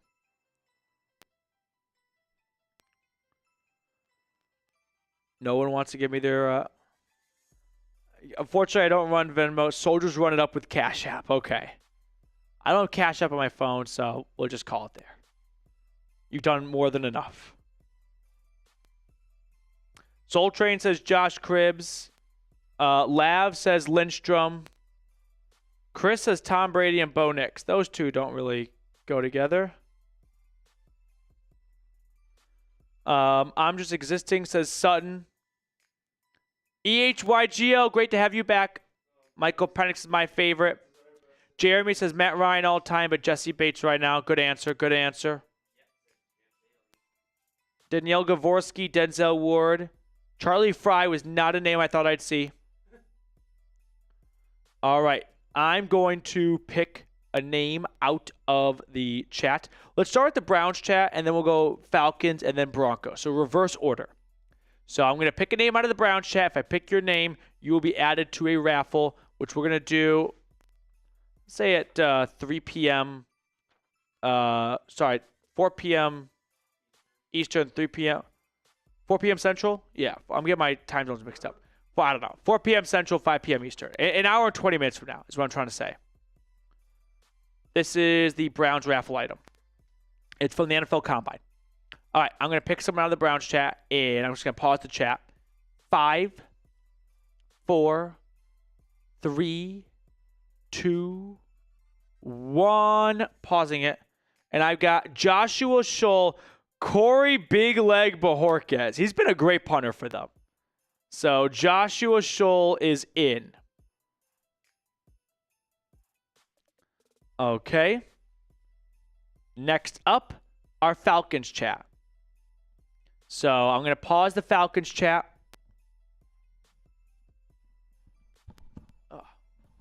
In 5, 4, 3, 2, 1. It didn't. God, it's freezing up on me. 1 second. Come on. All right. 3, 2, 1.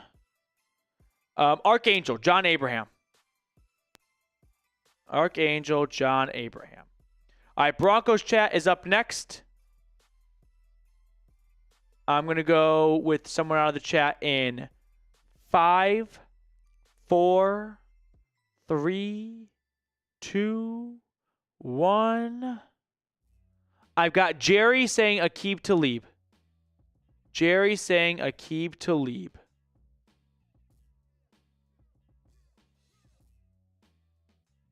I have 3 different chats going at once. My computer moves very slow.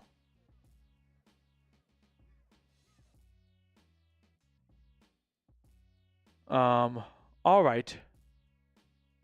Tennessee and Texas about to tip off, so who's ready to get a Tennessee watch party going with me right now? All right, let's just see what you guys are saying in the chat here.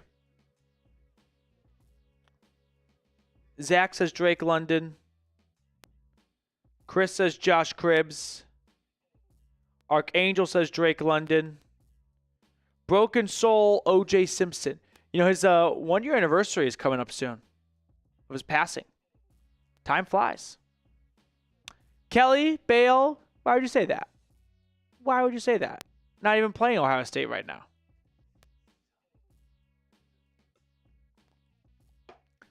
As everyone begins to start putting together their brackets in their head, I'm just going to tell you this. Don't pick Tennessee to go very far. I would recommend you don't. March Madness is usually predicated on high-scoring guards. Tennessee has two in Zakai Ziegler and Chaz Lanier, and they can be streaky at times, especially Lanier, but they are a team that relies on their defense. And the tough thing with defense in March Madness is the whistles are much more frequent. And it can really sink a team that's like, this whole year we've done it this way. We have not had an issue, and now it's a problem. But Tennessee and Texas, the battle for the real UT is underway. These two schools have played a lot of basketball and just football and baseball the last couple of years. Well, not football, but just basketball and baseball.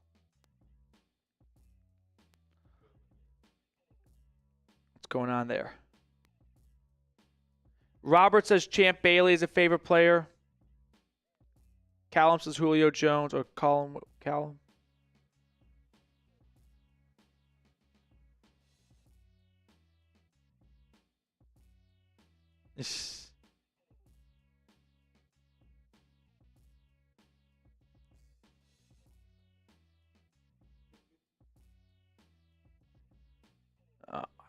My computer is literally moving so slow. Von Miller is not signed anywhere.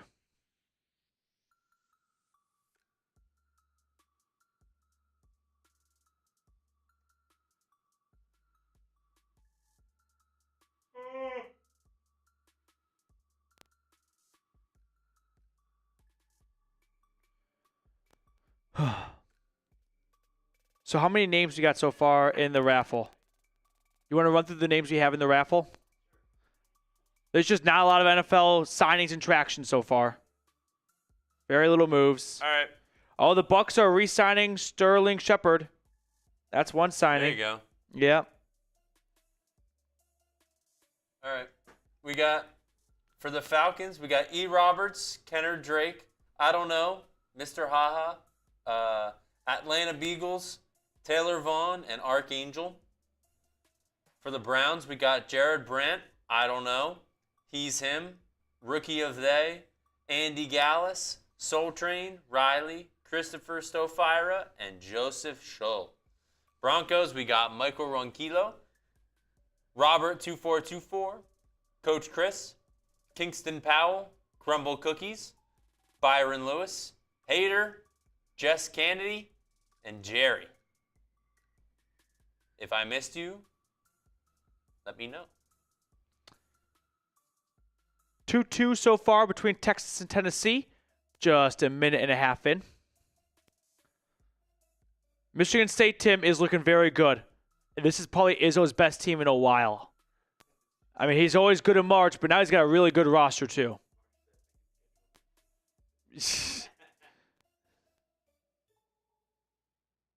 I think my computer's literally about to break.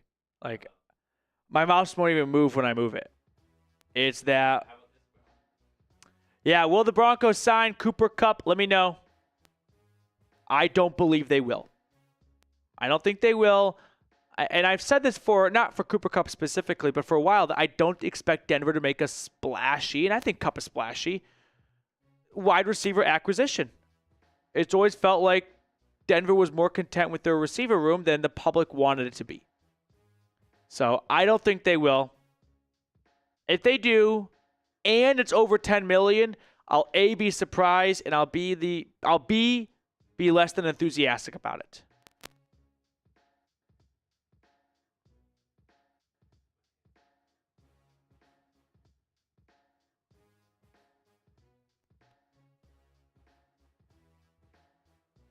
Joe Flacco, he met with the Giants yesterday. That might be the Giants' third option behind Rodgers and Wilson. Should we play a little bit of a quarterback carousel? Where do the following quarterbacks play? I'm going to give you a quarterback's name. You tell me which team they are on week 1, 2025. Let's start with Kirk Cousins. Where is Kirk Cousins going to play? He is a 3, 2, 1. Brown. I think the Falcons are gonna move on from him. Yeah. And I think the Browns would like to have Kirk over a lot of other quarterback options. I just let's close our eyes. Yeah. Let's close our eyes and imagine Kirk Cousins backing up Michael Penix Jr. I can't see it. I can't see it. I'm with you. Okay, let's do Aaron Rodgers. Where is Aaron Rodgers week 1, 2025? Got it. Take a second. Oh, I Review your got it. options. I got it. 3, 2, 1. New Giants. I really want to say the Steelers. I don't think he's going to the Steelers. I think, For one reason and one reason only, he can't control that team. yeah, he wants to. It's Mike Tomlin's team. He could control. He eventually was able to control the Packers. Yep. It took him a while, but he's not doing that again. He's too old. Uh-huh. He clearly controlled the Jets. Yep. He Alan puppets, Lazard, Randall strings, Cobb, Randall Nathaniel Cobb, Hackett. everything. He can control the Giant. I mean, Brian Dable, Joe Shane, they have no spine. Yeah. They'll do whatever they want to keep their jobs. They'll do whatever he wants to keep their job. And he's going to be able to do whatever he wants. If he goes to Steelers, Mike Tomlin's like, in classic Mike Tomlin meme, we do not care. Yep. Okay, next one up. Russell Wilson. Okay. Where's Russ? Week 1, 2025. 3, 2, 1. Steelers. Oh. No interest in Russ. I like it. I like how you're just going against the grain a little bit. I think it's waited out. Nobody signs him. Yeah. And then maybe beginning of the year, somewhere like week 2 or 3. Right. But I think the Jets go with I think the Jets are Fields and Justin Fields and Tyrod Taylor. Yeah, Taylor. I think they're very happy with that too. I think so too. Yep, I'm with you. I think the Steelers. I think the Steelers draft. I've got one more. Ready? Okay. Joe Flacco. I've got mine. 3, Joe Flacco, week 1, 2025. 2, 1, Titans. I think he's back on the couch. Yeah, could be on the couch. I think he's The back on the Titans couch. need they have Josh Will Miller. Levis. Josh, thank you for your super. I think the Titans could look. I think they're going to draft Cam Ward, and I think they could see Joe Flacco as a very good, veteran to have around Ward for a year. Hope the Browns stay at number 2. They'll either get the best QB in Cam Ward or the best player in Abdul Carter. I'd be happy with either of them, and then get a running back at 33. If I had to pick a quarterback, I would take Cam Ward. Yeah. I agree with you there. If you let Cam Ward sit for a year, I'm okay with that. Abdul Carter with the foot fracture, stress fracture. If he runs and does everything at the pro day, that's probably going to ease a lot of nerves. And he said he would. So I'm not a doctor. I don't know if a foot stress. Is there a doctor here? I feel like I'm on a plane right now. Is there a doctor on board? Is there a doctor? Is there a doctor on the aircraft? Does a stress, by the way, the word stress fracture, I feel like is a silly-ish word for it because, just get less stressed, right? I know that's really simplified, but de-stress, take a bath. But does the stress fracture heal, or is it something that could, hang around for a while? Yeah, I don't know. Because isn't it best, a broken bone's going to heal and you're fine? Yeah. But, a muscle tear can take something away from you. Greasy Flight said healing time is long. Oh, Greasy Flight's here. Awesome to see you, Greasy Flight. Going back to Cam Ward. Yeah. If he's there at number 2, I think you take him. I think you take him. You bring in Kirk Cousins. Kirk Cousins. You tell Kirk Cousins you are going to start week 1. You are starting. Yeah. You are starting 2025 into 2026. You are our starter. Mm-hmm. You do not have to help out Cam Ward or mentor him. You can if you want to, but you'll be our quarterback for week 1, and then he'll be there for a year. Depends on how Kirk does. If he does well, year 2, Kirk Cousins again. Cam Ward still sits, and then Cam Ward year 3, or Cam Ward year 2 or 3.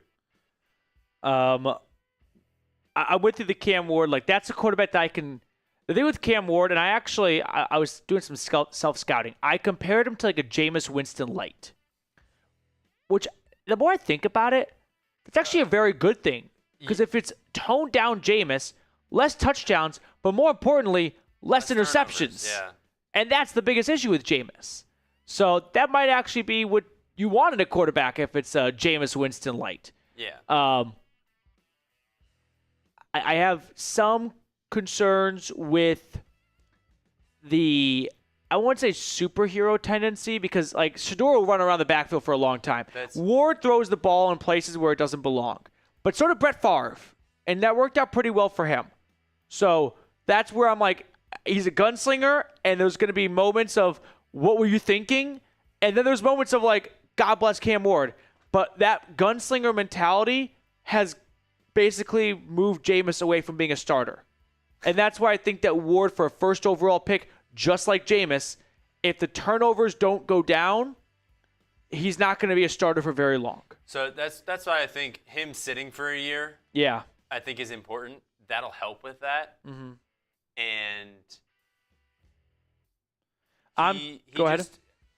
He's an athletic quarterback. I think he's pretty good. Experience too. I'm just existing. PD, I'm playing Madden. Who should I put on Denver in your fantasies? Are you doing just like a fantasy like Madden draft, like an ultimate team, or not ultimate team, but how about? Are we talking about? Are you playing with the Broncos and you want to trade for someone? Let me know, because I have two different answers then. Desire best with a super chat on our Broncos stream. This is hilarious. You see Raiders chats. You see Raiders chat. The Raiders chat. Raiders chat said Raiders Super Bowl window is 2025. Yeah, they're delusional. I mean, I really do believe this, though. I think the Pete Carroll hire was a good hire. It's a grown-up hire. Yep. They went with Josh McDaniels trying to be like, ooh, we're the trendy offensive guru. And then they bent the knee to the players for Antonio Pierce because they didn't bring back Rich Bisaccia, which was a mistake. Now, I don't know if not hiring Rich Bisaccia was actually the mistake. The mistake was hiring Josh McDaniels. So they decided we'll run it back with AP, and that didn't last more than a season. And Pete Carroll's an improvement from all their head coaches from John Gruden to now. But I don't think they're actually anywhere near, I'd say, even the playoffs right now. They have a while to go to make the playoffs.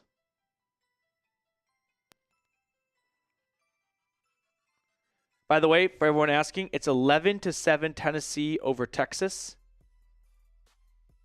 There's nothing worse, though. I don't know what's worse in March Madness. Your team leading or your team trailing.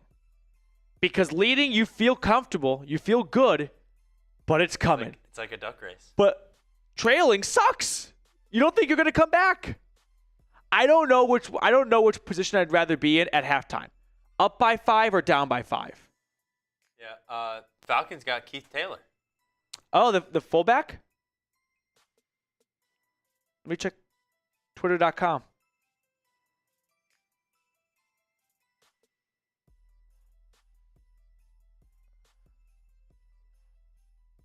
Falcons. Oh, let's say fullback. Why did I say fullback? Cornerback, Keith Taylor. 1-year deal. So, cornerback, Keith Taylor, coming from the Chiefs. Who am I thinking of that played fullback a few years ago with a similar name? Well, here's some depth. I think when Atlanta re-signed Mike Hughes, we said there's still more work to be done here in the cornerback room. D. Alfred's a free agent, and a lot of your backups are free agents, so not a big surprise that the next signing was a cornerback. But I don't know a lot about Keith Taylor, to be honest, but let's learn about him together. Keith Taylor. My computer's frozen. That's awesome. Yeah. Thank you, Trey. I was like, am I going crazy here? Jeez. I can't do anything on my computer. This is the consequence of having 3 YouTube streams going at once. But it hasn't been much of an issue at all week up until today. And now I'm going nowhere. I gotta go use my phone.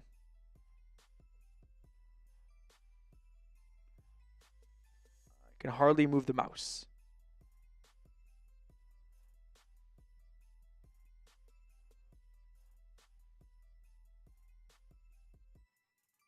Joshua Miller with a super chat. Keith Taylor.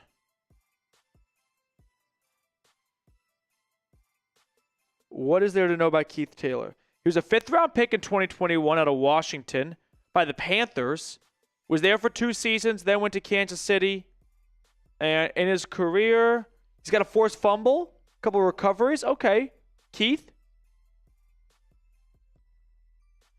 Did he get much time on the field? I don't think so.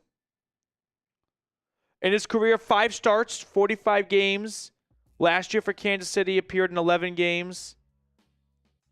What's the most amount of snaps? His rookie year for the Panthers, he played 450 snaps. That was 41%. Last year for Kansas City, just 79 snaps. That was 11%. But he's been a contributor on special teams. A little bit. Kenneth, could you recap any Broncos signings since Evan Ingram? That would mean there were Broncos signings since Evan Ingram. They have not signed anyone since Evan Ingram. When they do, I will break it down. I promise you, Kenneth.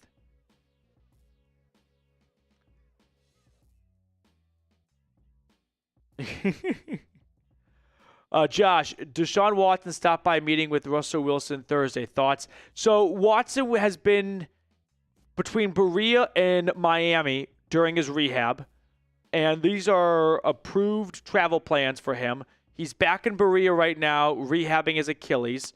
So I don't know how much of an interaction they might have had. If I had to guess, it was probably like Barry and Stefanski walking around with Wilson, showing him the facility. And then Deshaun goes out and goes, hey, man, kind of daps him up. You know, they always kind of like the end of the game dap up where it's like, you know, love what you're doing, bro. Stay healthy, recover, you know, hope you get better soon. And then they move on. And they all think to themselves, that was awkward. So that's probably the extent of it. How do you think Deshaun Watson feels knowing that the Browns are like probably moving on from him? You know, and all this QB talk, and he's like, guys, I'm still here. I think Watson is more competitive than we realize. I think some people believe once he got 230 guaranteed, kind of checked out a little bit, and that's why his play has declined. The argument that I can come up with as to why that's not true is the guy got a huge tattoo on his back with a spot for a Super Bowl ring. I would not do that to my back. I will never get a tattoo, but I would never put a tattoo of a spot for a Super Bowl ring if I know in my head I'm going to work hard, but I'm not going to outwork everyone else. I'm not going to be the guy that gets up at 4 a.m. and goes on runs. I'm not going to have the Tom Brady diet. You know what I mean? If Watson was like, I'm going to come to practice and I'm going to work hard, but I'm not going to go to that extreme, maybe don't get that tattoo. That'd be my thought. So I think Watson probably wants to continue playing. He's not that old. He turned 30 a year ago. He's 31, I think. His birthday's in September. He probably wants to continue playing football. I don't know any team that would sign him. The baggage, the way he's played, coming off, do we say 2 Achilles tears? That might be career ending in terms of mobility. He's not going to play all of 2025. He might miss the next 2 years. Like, no one might sign him in 2026. And then 2027, he'd be 33, 34, and just no one has any interest at that point. I think his career might really be done. Who is Keith Taylor? Keith Taylor is a 5th-round pick in 2021 out of Washington by the Carolina Panthers. He has played on the Chiefs the last 2 years, and per Mr. Haha, he sucked in the Super Bowl against the Eagles. That's my Keith Taylor breakdown. It's a depth signing, I hope, and hey, that's fine. You needed more depth at the cornerback position. You had some free agents there. Still looking for a slot corner, though. That has not been satisfied yet. So do they wait for the draft, or do they find someone in free agency? I don't think this is it. I don't think you let D. Alford go for a worse corner. A couple other super chats coming in from Scott and Tim. We'll get to both those in just a moment here. Taylor Vaughn, do you see the Chiefs trading up in the draft given their blowout loss in the bowl? I wonder if... I don't think that blowout loss is going to send many panic waves through them. I wonder if Colston Loveland begins to slip if they move up for him. And they go, we're going to take Colston Loveland, and he's coming off shoulder surgery. We can almost let him miss close to the entire year. Maybe he comes in like the last third of the season, the last 6 weeks, because we know this is the end for Travis Kelce. What about Watson? Oh, you're thinking of the other tight ends in Kansas City? Yeah, but I think they want to aim a little bit higher for a new Travis Kelce. So I could maybe see them jumping up if they think Loveland could be. Loveland is, I wouldn't say reminds me of Kelce. That's not fair to Loveland. It's a high bar. But he's got that great separation ability, a great receiver. And if they don't need him to block, that could be a fun target for them to trade up for.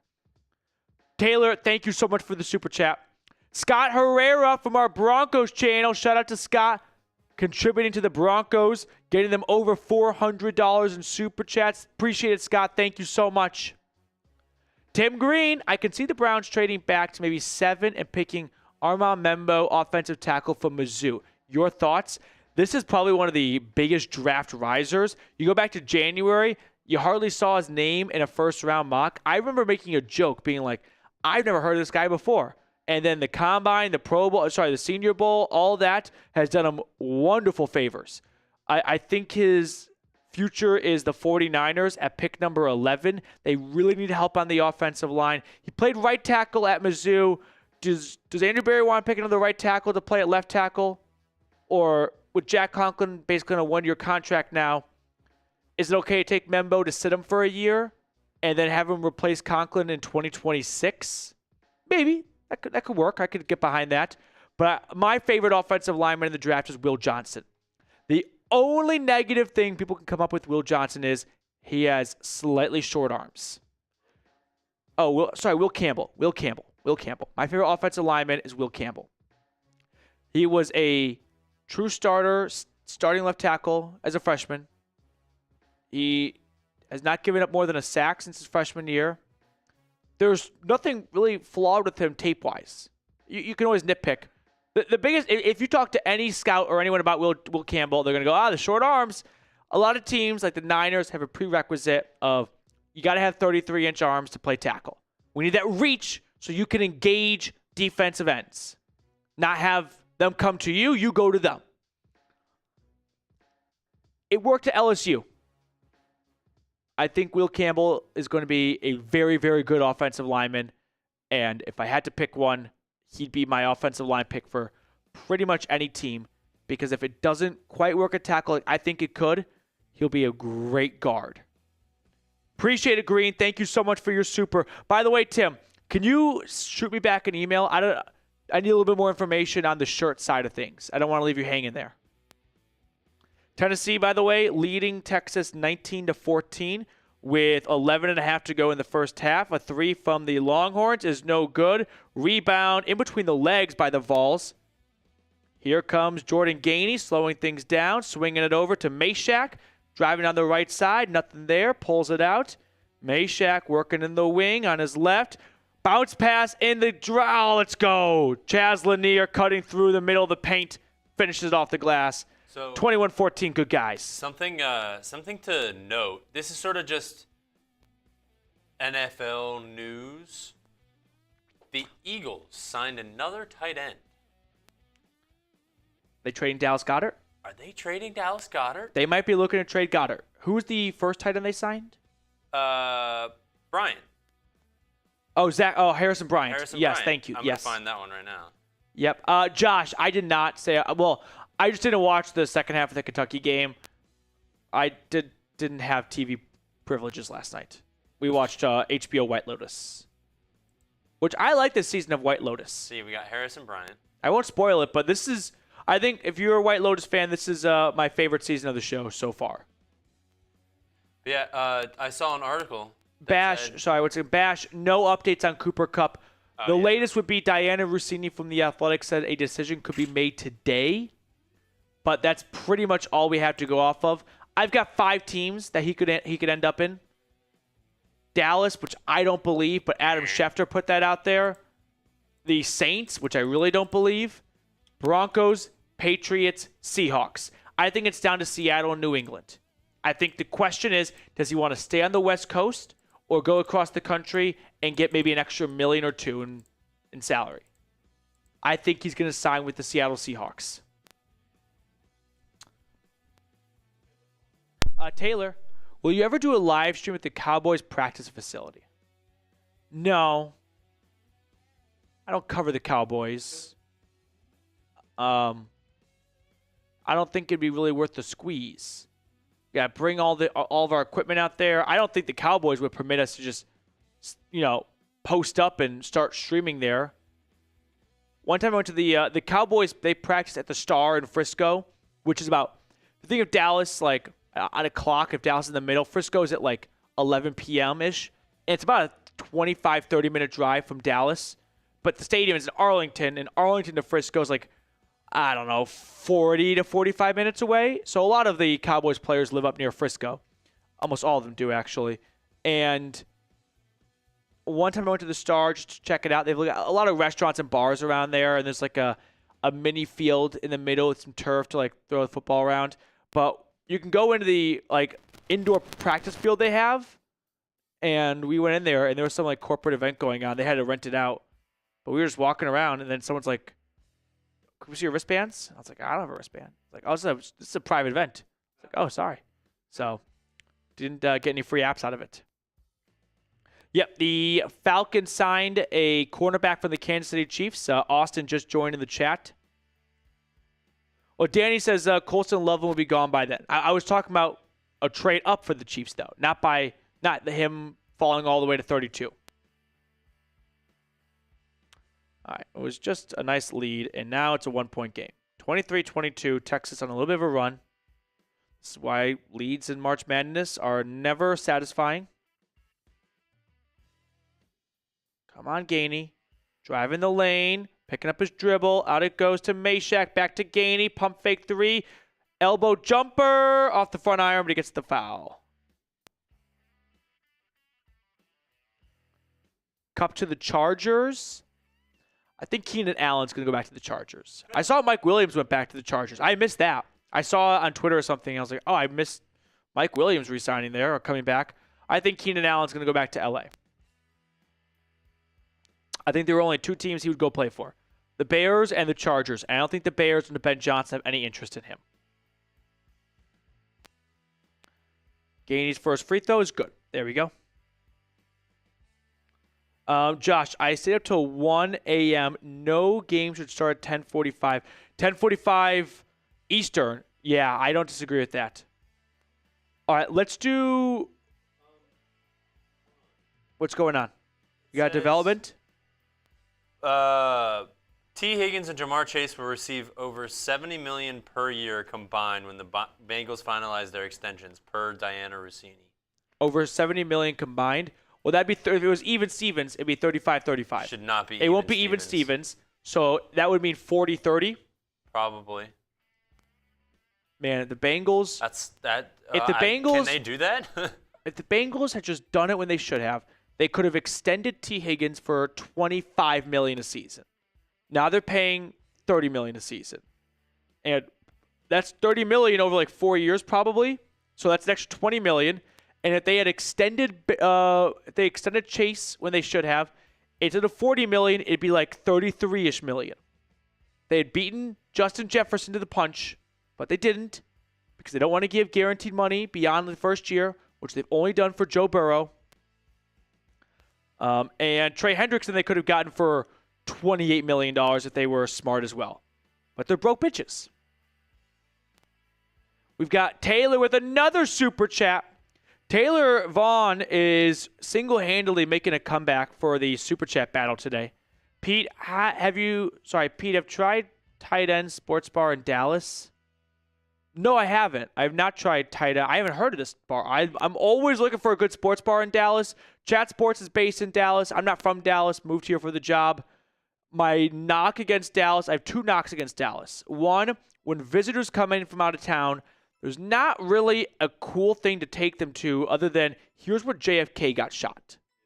That's kind of like there's a museum there. I've been there twice. There's not a ton of really cool landmarks to be like, we can go here the first day. That's my one knock. The second knock is the sports bars are not sports enough. They play music instead of game audio, right? Or they don't have a great TV setup. There's a sports bar next to where the Mavs and Stars play called Hero, and they've got this big, ginormous screen. I went there for Ohio State, Texas. That game wrapped up at like, say, 10 p.m. I think even earlier. It's supposed to stay open till 1 a.m. I think all the waiters just decided we kind of want to go home, and they said, we're closing. I had planned to be there past the game ending. I had nachos and food and drink, like, early in the stages of eating them. And they're like, you got to wrap it up and go. And I was like, well, the first time she came around and she's like, we're closing kind of early. And I'm like, why? And she's like, oh, the ice storm, which Dallas every year gets a bad ice storm. The ice storm, by the way, for reference, was 2 days prior. This game was on Saturday, and the ice storm was like on Wednesday, Thursday. And I literally said to her, that was 3 days ago. And she's like, came back the second show. She's like, are you still working on the nachos? I go, of course I am. You gave it to me 15 minutes ago. She came back the second time, took them away. Gone. And I had to chug my beer on their patio as they literally locked the doors behind me. I was pissed. That's my beef with Dallas. There's the JFK Museum where he got shot, and there's not a great sports bar scene. I wish there was. No, but my beef is with the fact that that's the coolest historical thing. Andy, I like the bars that play the game audio and then music during the commercials. That's probably the best outcome. It's got to have game audio. I need the broadcast. I won't go out somewhere if it's a good game and there's no game audio. Everyone at work laughs at me. I go to B-Dubs for Thursday Night Football. I know what I'm getting. It's bad service. I like the wings, and there's game audio. And that's that. I'm just existing. Go to Buffalo Wild Wings. I do. The issue is B-Dubs in urban settings, or I should say chain restaurants in urban settings, they're not managed well. I had this belief that chain restaurants in the suburbs, like B-Dubs, Chili's, Texas Roadhouse, all those chains, Texas Roadhouse is not in the city, they are so much better within the suburbs because they have like suburban moms who are so willing and able to complain on Facebook and the Nextdoor app that they keep those places in check. They don't let them run wild because they'll start complaining. There's none of that in the urban chain restaurants. It's the Wild West when you walk in there. Most of the time you seat yourself. So I need to ship down some suburban household moms, housewives, to just stay-home moms and police the managers of B-Dubs to get them in order. One time at B-Dubs, ready for this? I'm not making this up. Christopher Savaya sent a super chat. We'll get to it in a second. Okay. I see the supers. One time at B-Dubs, they kicked us all out because the bathroom wasn't working. It was halftime of Thursday Night Football, and they came over like, we have to close out. Bathroom's not working. I'm like, what? Like, yep, got to go. Another time, there was no heating whatsoever in the middle of December. It was cold to eat your food. Like, it was 50 degrees below in there. And my favorite is all the same B-Dubs in Dallas. My favorite B-Dubs experience was one time. I'm going to do a quick story tangent. I don't care if I kill my viewership. It's my favorite story. I went to B-Dubs for Titans-Packers Thursday Night Football 2023. It was a boring game, you might remember, in November. And I brought my fiance Shay, at my time my girlfriend, and she was a good sport, but doesn't really want to be there. And I was like, we can leave at the end of the third quarter and watch the rest from home. And she's like, yay. She likes to go there and get the cheese curds. So we're about to leave, and all of a sudden, 4 girls walk in. They look like they are dressed for a Manhattan nightclub. They are wearing short black leather dresses, and they look no older than 19. And it's 4 of them. They brought table decor. They brought like the thing that's like the wavy thing that goes on the table when you turn it on. And it's B-dubs for Thursday night, and there's no more than 10 people in the restaurant. So I immediately am perplexed. Why are these 4 what looks like high school girls with fake IDs at a B-dubs? So what do? I call the waitress over, and I was like, I'd like to send those 4 girls a shot. But here's the kicker. I don't want you to tell them it's from me. I'd like for you to send them a shot, but tell them it's from the old man sitting by himself at the bar. Because they're going to be so excited for a moment that someone sent them a drink and then see where it came from and be so deflated. And she's laughing and giggling. She's like, I'm in. And she starts to walk away. I'm like, come back. One more thing. I'd like for you to send the old man at the bar a shot as well and say it's from the girls. And she's like, okay, I'm in. She is all in on this. She gets the bartender in on this. We don't care about the Packers-Titans game anymore. I think it was like one of Will Levis's first games. We don't care about that anymore. We're watching this. So, perfectly executed. She brings the girls their shot. And I can see on their faces the excitement of like, whoa, first time using our fakes. By the way, red card, they all got cocktails at Buffalo Wild Wings. I did not even know they served cocktails there. I just thought it was strictly beer. And when I see the waitress point to the old man, immediately all their faces went down. Then, moments later, the shot goes to the old man. He asks where this came from. Bartender points, turns around, looks back, pushes the shot glass forward, not interested. And that was my favorite B-dubs experience. Okay. We have some supers, enough of story time. Believe me, by the way, I'm not going to hold you hostage. If there's NFL news, I will obviously jump to that immediately. There's just no news right now. Vincent Cuts, the Falcons did sign Keith Taylor. This is the tough thing is people join the stream after I already say something. So I don't want to just keep repeating myself, but I also know not everyone was here the first or second time I said it. But yes, Atlanta signed Chiefs cornerback Keith Taylor. We talked about that one. Okay. Christopher, any decent tight end left in free agency? Jordan Akins? Probably the best one. I can't really think of a better one. I not anyone that's decent where you're like, ooh, that's a needle mover for me. The short answer is no. Not that I can think of. Tyler Conklin from the Jets. Juwan Johnson signed. It wasn't a lot of good free agents out there anyway, tight end. Maybe Tyler Conklin from the Jets. I'd rather have Jordan Akins, though. A $20 super chat from EHYGO.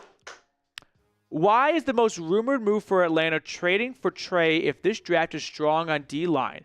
Why are we not showing for all-star DBs like Sauce Gardner or Jalen Ramsey? Given the draft projection, I would rather have Sauce. You're not getting Sauce from the Jets. They don't want to move him. Now, players do get traded unexpectedly from time to time, but that one seems like a little bit of a reach to me, whereas Hendrickson's requested a trade. So there's known things and there's unknown things, and Trey Hendrickson is a known thing. The draft is an unknown thing. So that could be something where the Falcons go, we could get someone at 15, but no guarantee that guy's going to put up 17 and a half sacks at any stage of his career. Hendrickson's done it back-to-back years. He led the NFL in sacks a year ago. So that's why there's the rumors for Trey. As for adding a corner like Sauce or Ramsey, you're paying A.J. Terrell top 5 money.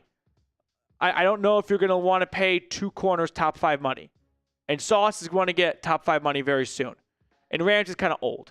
So neither of those players have requested trades, and neither of those teams, I think, want to trade those players. Oh, shoot. Breaking news. Breaking news? Bills defensive end, I don't know how to pronounce his last name. Gregory Rousseau? No, Michael Hawk. Oh, they just signed him from yeah, go on. And defensive tackle Larry Ogunjobi. Yeah. Both signed this week, have been suspended 6 games for violating the NFL's PED policy. Yikes. What are we doing? Okay. So the Bills must be Nick upset about this. Nick Roloff, the host of Dolphins Today by Chat Sports, quote tweeted it saying, LMAO, Bills signing cheaters. Bills adding 2 players who immediately get suspended. That might void their contract? I don't know. Maybe the Bills could get out of it? Tough day for Brandon Bean up in upstate New York. Taylor, next time I am in town, we'll take you and Reed there. My treat. It's Hooters on steroids. I have a slight Hooter story. It's not quite Hooter. It's a Twin Cities story. Oh, yes, Twin Peaks. In college, we would go to Twin Peaks for Monday Night Football or Sunday Night Football, but we called it Titty City. And that's why I said it, yeah. And my friend's birthday, senior year, I had 5 roommates, 5 of us in one apartment, and 2 of them had the same birthday. And for their joint birthday, we were going to go to Twin Peaks. They wanted to go there for dinner. And we're like, great. One of the 2 birthday boys had his family surprise him and come visit Knoxville that day. Me and another roommate were on the balcony. It was a nice warm day, and we were having drinks and having a cigar on a Saturday. And we did not know that the family, grandma, grandpa, mom, dad, and 3 younger siblings all came to surprise my roommate and were all in my living room while we were on the balcony. So my roommate with me on the balcony was like, when are we going to go to dinner? I was like, hopefully soon. I'm hungry. So he just opened the door and he's like, when are we going to Titty City? As he looked at my roommate's grandmothers in the eyes. I was curious why no one responded because the door was blocking me. So I poked my head around. I was like, are we going soon or what? And then I saw the whole Daughtry family in our living room, which we still had our Christmas decorations up, and we had a keg as like the base of the tree, and we decorated the keg. So we were not prepared for grandma and grandpa and elementary school kids in our apartment. Taylor, I'm excited for this, but I'm also, I wouldn't say scared, but like intrigued does not do it justice. Maybe it is scared. Like, I don't know what to expect out of this. Appreciate it, Mr. Vaughn. Thank you. He's him. Pete is a rude customer. I don't agree. I think we have another one from He's Him. Sounds like a setup for a Blue Pill Men video. It's a B-dubs, dude. I don't think anyone's ever been drugged at a Buffalo Wild Wings. Jackson Finley, did the Browns sell Miles on Magic Beans, or do you think they have a legitimate plan for the Browns moving forward? Not a huge fan on Russ. Judy's not a fan. I believe the Browns did not sell him on Magic Beans. I think they sold him on, we're not trading you. What are you going to do about it? Sit out? And Garrett's like, no. If you really won't trade me, I'm not going to sit out and take a bunch of fines. Kind of like really tarnish my legacy of like, I'm the guy that sat out and missed a whole year. And then I have another year of my contract after that. So I'll just take the extension. The drawback is you toss this grenade into your locker room where Garrett's supposed to be the team captain, the leader, and he said point blank, I don't believe in the direction we're headed. It's really tough to walk back. As for Russ, I agree. I'm not over the moon about him either. I think he's just gotten worse and worse as the years have gone on, and it's 100% going to result in Russ at some point getting benched for Kenny Pickett, at which point Browns fans are just going to, put a bullet in their skull. So Judy will definitely be very upset by this. Jackson, thank you so much for the super chat. We got Robert with the super.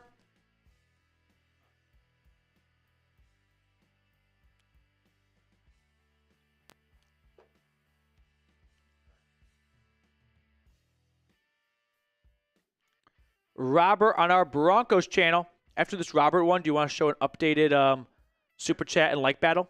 Do Broncos win the division? Do Chiefs miss playoffs? No and no. Not this year. At some point, there'll be a changing of the guard, right?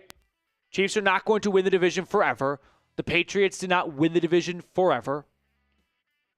But they sure won it for a long time. And the Chiefs are, at a decade of winning it? 11 straight years of winning it? I don't think this will be the year. I just don't think in year 2 for Knicks, he can quite slay that dragon. Not to doubt him, but I think it might take a third year in the NFL. You might really start to hit your stride and go, we were close last year. This is the year. So I'm going to say Denver's first AFC West Division Championship, whatever, won't be until, or next one won't be until 2026. Thank you very much for the super chat, Robert. And the Chiefs, I don't believe missed the playoffs, but I will say this. I think they do not reach the AFC Championship game. I do think that loss might rattle them a little bit, and they go, all right, we're no longer just perennial AFC Championship game merchants. I think they will win the wild card game and then lose in the divisional round to the Bills or the Ravens. Robert, once more, thank you for your super chat. We have one more coming in on our Browns channel, but first we'll look at the updated super chat totals.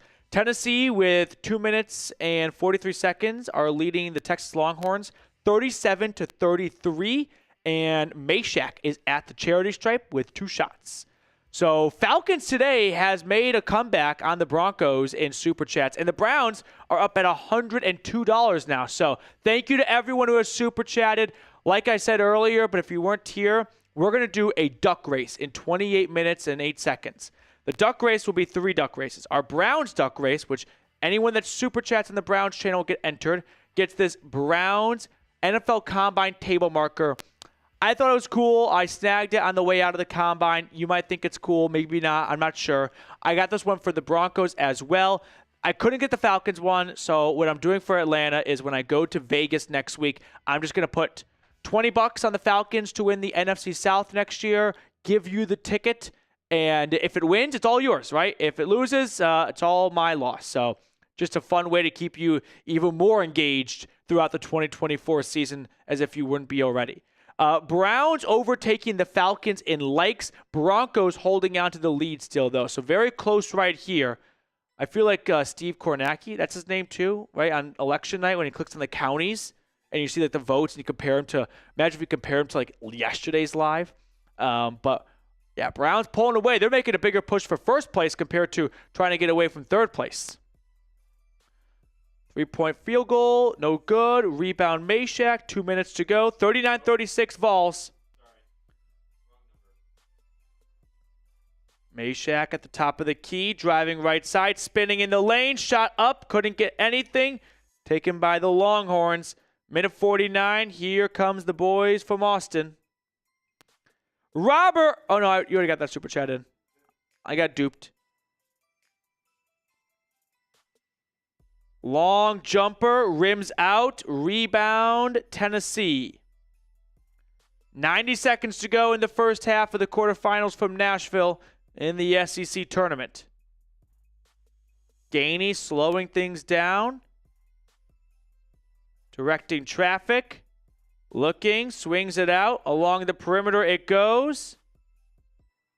7 seconds on the shot clock at the top of the key. Milicic gets it away. Long three. That doesn't get anything. He was looking for the call. He doesn't get it. And now Texas will get a possession with a minute 4, down 3. Bad shot by Gainey. P. Diddy, how do you feel about Shedeur and... Yeah, P. Diddy, good point. So this is, what's his first? Travis Bazana. He was the Guardians' first pick in the draft. He's from Australia. He's a baseball player. And he got his first hit in the Australian League or something. I don't follow Australian baseball.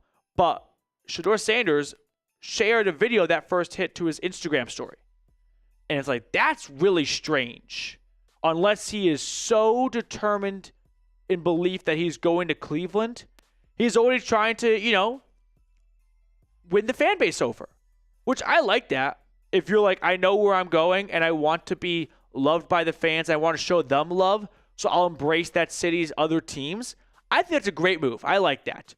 So, if Shedeur is doing this out of the not the kindness of his heart, but with good intentions of, hey, the Browns told me they're going to take me at number 2, so I'm already going to kind of start playing on Zillow, and I'm going to start, supporting the Cavs and the Guardians because that's what the quarterback of the team does. They buys into the city. I like that move a lot. I don't know if that alone is going to make me believe, done deal, he's a Brown. Do you think maybe he's like doing all this not to stay relevant, but to stay like his name being around in the media so that he kind of stays around going top 3 type of thing? I'm trying to think of different angles that this can be coming at. Like, because he's not somebody that needs to stay like he's Deion Sanders' son. Like, what's the angle or what's the purpose of a smokescreen for Shedeur making other teams think he wants to go to Cleveland? I don't really know what that could accomplish. I'm sure there's something that could be said for that, but I can't think of what does Shedeur have to gain by making the Giants think he wants to go to Cleveland. If this was free agency, that'd be one thing. That could maybe up the Giants' offer for him, but it's not. I love how Adam is clearly from the Raiders report, and he's spamming in the Denver Broncos chat. Right, and everyone's like, nobody cares. You want to just like put him in timeout? Because I just hate when people spam. Texas got a buzzer beater too to make it a 3-point. I said I'd rather, I don't know if I'd rather be up by 5 or down by 5 at the half. And 3-point game keeps Tennessee on their toes, 41-38.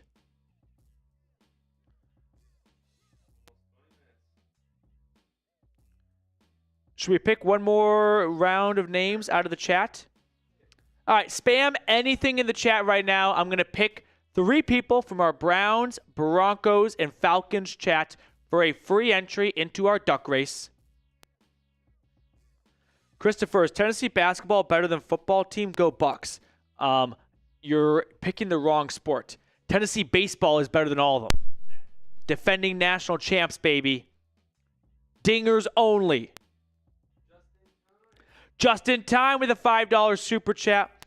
All right, after we pick Archangel with a super chat? I missed that. I'm sorry, I didn't see that one pop up. All right, let me pick a name out of the Falcons chat first. I've done Broncos first, Browns first. Now I'm going to do Falcons chat first. I'm going to pick someone out of the Falcons chat for a free entry into our raffle, which will be for a ticket or a bet slip from Las Vegas, which I'm going to next week, for Atlanta to win the NFC South. All right. Going to pick someone out of the chat in 5, 4, 3, 2, 1. Pausing it. And, didn't work. 1 second. 3, 2, 1. Pausing it. I've got Trey1222. Trey1222. All right, next up I'll do Broncos. Broncos country, just start spamming anything. I'll pick someone out of the chat next for Denver. Kev Dog, Petey's from Japan. I think Kev Dog saw my reply to someone on Twitter. I'm not from Japan. I did spend 5 years in Japan, though. I lived there from kindergarten to 4th grade, 2003 to 2008. Okay. I'm going to pick someone out of the chat in our Bronco stream in 3, 2, 1. Pausing it. And I've got Timothy Gold. Timothy Gold. And now our Falcons, our Browns channel. Browns stream. Browns channel. I'm going to pick someone out of the chat in 5, 4, 3, 2, 1. Pausing it. And I've got John Schwesser. John Schwesser. S. John S.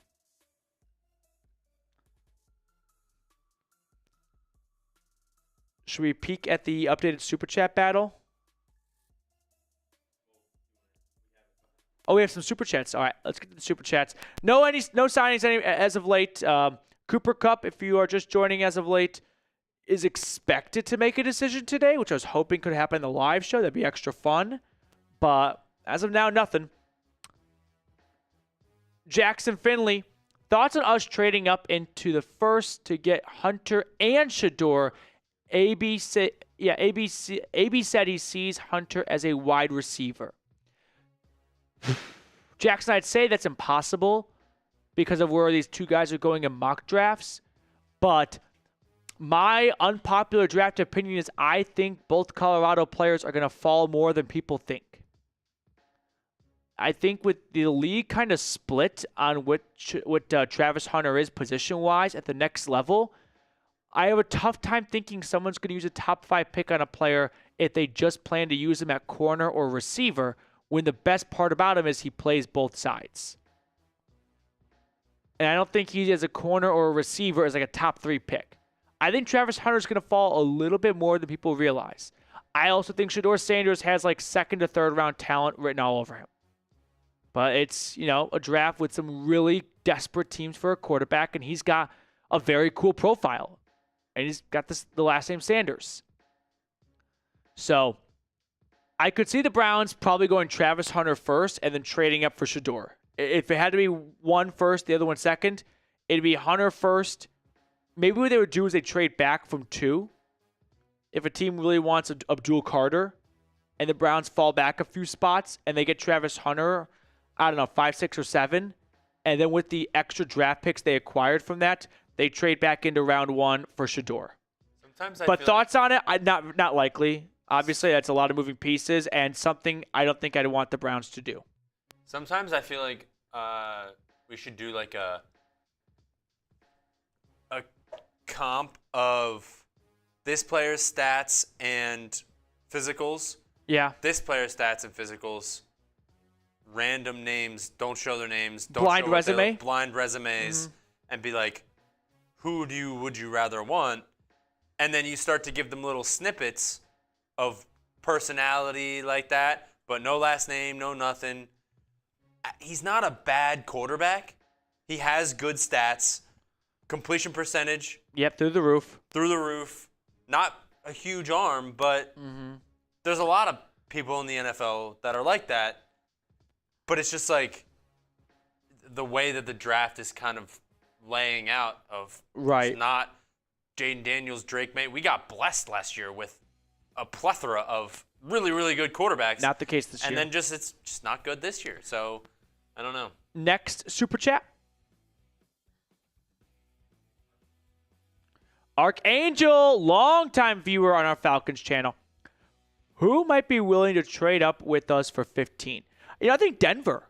I think if the Broncos really want a running back or, say, tight end Colston Loveland, they might feel the need to move up some spots and feel that, hey, we satisfied a lot of our roster holes in free agency. We've got a good amount of picks. I'd say a normal amount of picks. We can afford to move up. I could see Denver going from 20 to 15, especially if Genty, Warren, or Loveland is there. Loveland, I don't expect to go top 15, but if Warren goes very early, like if Warren goes to the Jets at 7, then what if the Broncos are afraid, hey, he might not get to us at 20 now? So they kind of wait it out a little bit, exercise some patience, and then make the move up at 15 for Atlanta. Another spot I could see, what about the Chargers? What if the Chargers at 22 want to leapfrog Denver to get Colston Loveland? The draft is so unpredictable. But those are 2 teams. Maybe the Packers. What if Green Bay really wants to get their favorite edge rusher after Abdul Carter or another guy? That could be a possibility. But it's just so dependent on who could be falling and then who behind Atlanta really wants that player. Are we all caught up on supers with that last one? I think so, right?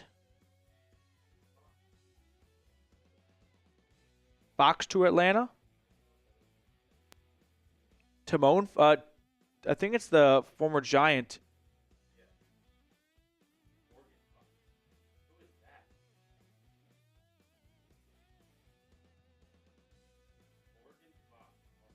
I don't know Morgan Fox.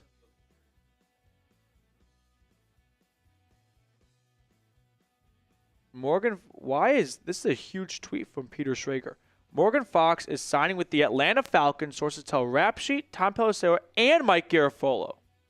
Deal is 2 years and can get over $8.5 million. I've never heard of Morgan Fox.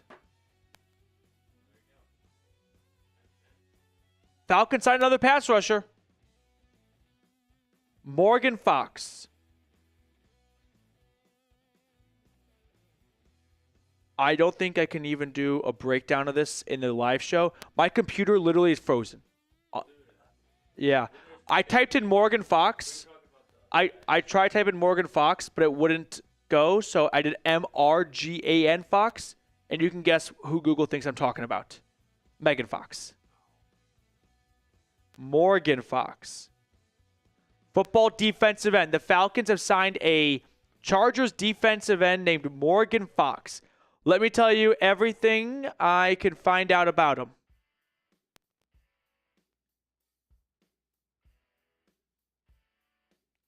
Morgan Fox, former UDFA out of Colorado State Pueblo, 30 years old. He was, God, my computer sucks. He's been with the Chargers for the last 3 years. How about this? Guy has not missed a game since 2019. Has played in every single game since then. Now, he's played in 120 games. He's only started 34. So, not huge starting expectations level. His last few years, 3.5 sacks, 5.5 sacks, 6.5 sacks. So, this is a depth edge addition. Not expecting him to have a meaningful role on defense, but Lorenzo Carter's a free agent. Matthew Judon's a free agent. You needed some new backups at this position. No. We'll do this after the live. So, Morgan Fox, welcome to Atlanta. I'm going to do a video breakdown on this after this live show ends in 12 minutes. What's wrong? I can't see shit. Oh. Everything's frozen for me. Everything's frozen? Yeah. Everything's frozen for Mr. Peterson. Can't see anything right now. We will show him what is going on in the Broncos chat. You ready? Yeah. Michael! $50 super chat from Michael Ronquillo. Great live stream covering the NFL free agency. Michael, you have been one of the biggest supporters of our live content. Thank you so much. I've seen your name in the chat for so long. I cannot express my appreciation enough for all of your generosity and support. Everyone spam Michael in the chat. Show the guy some love for everything he's done for us. Michael, thank you. Vincent, I'm sorry. Who the heck is Morgan Fox? Yeah, that's the reaction we all had. Like I said, I'm going to do a full video breakdown on this signing and the cornerback signing. I'll kind of combo those two after this live ends in 11 minutes. It's just, I can't operate with my computer frozen from having 3 different streams up at once. Jake, thank you very much. Appreciate that. Okay. Should we show the updated super chat total? And we have a few more. Demented Tree from our Bronco stream. Where my Rays at? Been carrying the show. Dude, I'm asking myself the same question. You and me, buddy. Robert, I was here first. Demented Tree, true Bronco fan. Maybe you guys can co-host the show. I can produce. A little 3-man band. So and then Christopher Stofira. I'm out of here? Dude, I lost my job too. I got demoted. If I'm going for the majors to the minors, you're going down to like single A. You're on the bullpen in the highlight cut. Some chat sports jargon right there. Christopher, we'll get your super chat on screen next. Thank you guys for your super chats. Michael, thank you so much.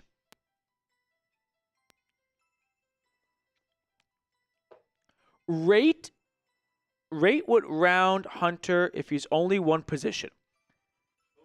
I think if Travis Hunter is looked at as just a wide receiver, I think he'd be around pick 17 to 20. Kind of reminds me of a few years ago, Zay Flowers, Jordan Addison, Quentin Johnson, where that collection went all starting at 20 to 24. I think he might be a little bit better. But if you did not know he played corner and you just saw him play receiver, I think he'd be there. Travis Hunter, the corner, I think probably goes around 8 to 12. I'll slide that down. I'll go 6 to 10. Yeah. I'll go 6 to 10 for Travis Hunter, the corner. I'm right on board with that. Yep. I think you just look at the wide receivers that are in the draft right now. Teteroy McMillan, number 1. I like Matthew Golden more for what it's worth. So I know T-Mac is like the common one, but my opinion is Matthew Golden from Texas. After that, I think it's Travis Hunter. Yeah, could be. A wide receiver. Yeah, could be. So I think he's better than Luther Burden. I agree. He's a better athlete. The production's there. We love production. Love production. So, and then cornerback, I'm right on the same page. Ninja Cal, thank you very much. Appreciate it. Those compliments never get old. I just said a nice thing in the chat. Okay, let's do the following. Let's do a super chat and like update, and then we'll do one more round of free entries. We're going to do a duck race in 8.5 minutes. If you want... Oh, Papa T! First time all week, Papa T. Where you been? Just as I was about to say, if you want to be added to the duck race, super chat, and we guarantee you get in. Otherwise, you'll have to see if I pick you or not when I do one more free round of entries from the chat.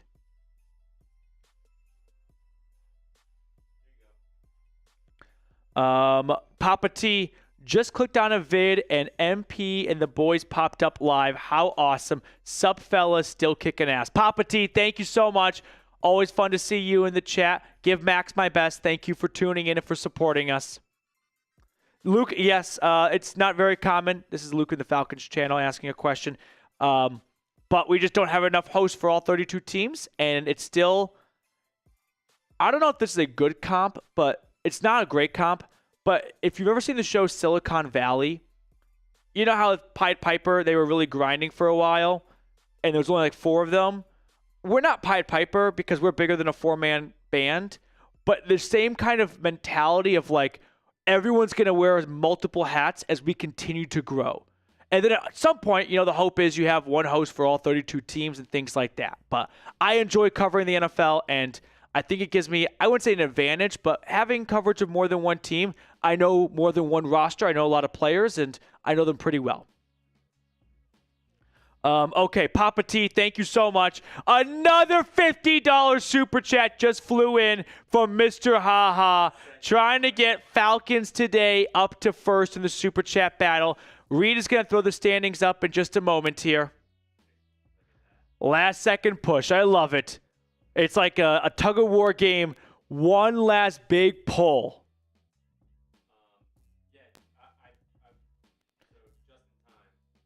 So Reed's going to update that. Asher is asking what the duck race is. The duck race is we have 3 different prizes for 3 different channels. I snagged these 2 bad boys from the NFL Combine, and I'm just going to mail them to the winner of our Broncos and Browns duck race. And duck race is exactly that. It's ducks racing.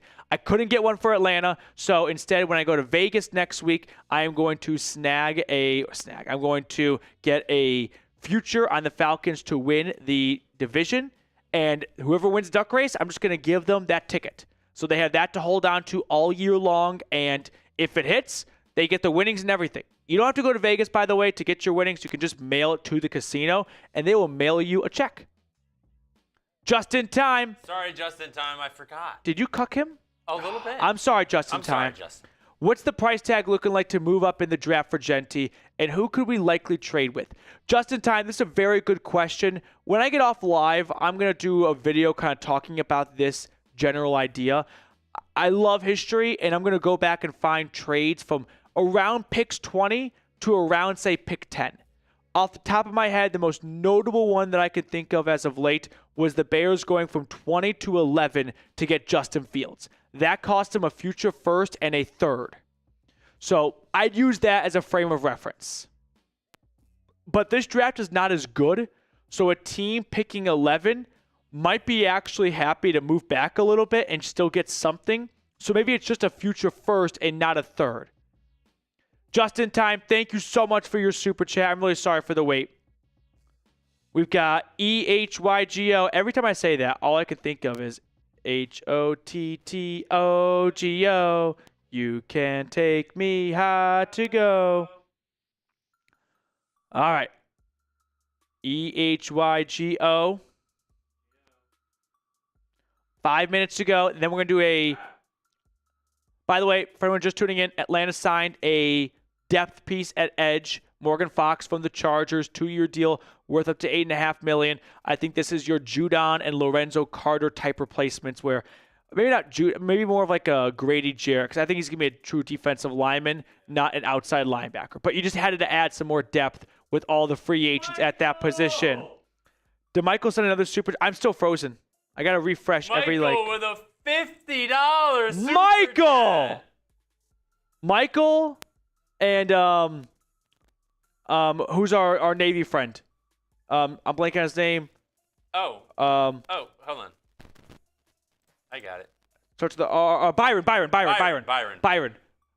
Michael and Byron Lewis. just going back and forth on Broncos breakdown and super chats. Let's trade for Duron Bland or Christian Gonzalez or Denzel Ward. And for pass rush, why not get Keon White rather than Trey? Thank you. Love the videos. I can't see any of the super chats right now. It's driving me nuts. Duron Bland, I don't think the Cowboys want to trade. Plus, you really want to trade for someone who had a big foot injury last year? No thanks for me. New England likes Christian Gonzalez. Remember, back remember when Rolly and I were doing the channel together? We really wanted Christian Gonzalez for Atlanta. They went with Bijan Robinson. I think both parties are happy with their pick. And Denzel Ward is not getting traded. That's just not happening. And Keon White, I don't think New England wants to move either. So I'm not just seeing any of these guys get dealt right here. But I like the effort, you know what I mean? Way to swing for the fences. Another $50 super chat from Michael Ronquillo. And then Jerry, a $100 super chat. Ladies and gentlemen, if we get the running game figured out, we can win the division this year. The Chiefs' ground game is going to be rough next year. So Sam says the Chiefs' run game is going to be ass next year. I think, Jerry, you may have, I wouldn't say like you're onto something here, but like I like where your heart's at. Sam? I do want to point out that noted NFL insider, analyst, whatever you want to call him, ass kisser Jordan Schultz said the Chiefs had a sneaky good way of addressing their backfield in free agency by signing Elijah Mitchell, who did not have a single carry last year, and Kareem Hunt, who averaged about 3.5 yards per carry last year. Maybe the Chiefs, just to end the first round, take Caleb Johnson or Maureen Hampton if he's still there. I mean, Pacheco, I don't know that he'll even make it past his rookie contract. He did not look good after coming back from a leg injury. Shout out Jerry. Jerry, thank you so much for the super chat. Everyone spam Jerry in the chat. Broncos country thanks you. Appreciate it, Jerry. Okay, let's pick. Everyone start spamming in the chat. I'm not going to tell you who I'm going to first. And then I am going to select 3 names from 3 different chats for 3 free entries into our duck race. And then we're going to have the duck race. So, start spamming. While they do that, do you want to update the super chat? Why don't you throw the super chat scoreboard? Michael, Mr. Haha, and Jerry, Papa T, EHYGL. Thank you guys for your super chats. Start spamming. Start spamming anything. I'm picking 3 people out of the chats for free entries for our duck race. Atlanta signed a defensive end, Morgan Fox from the Chargers. Add some depth. I'll do a full video breakdown on that right after the live ends and then publish it as a video. So here is the updated super chat battle. It looks like Denver is going to win this one.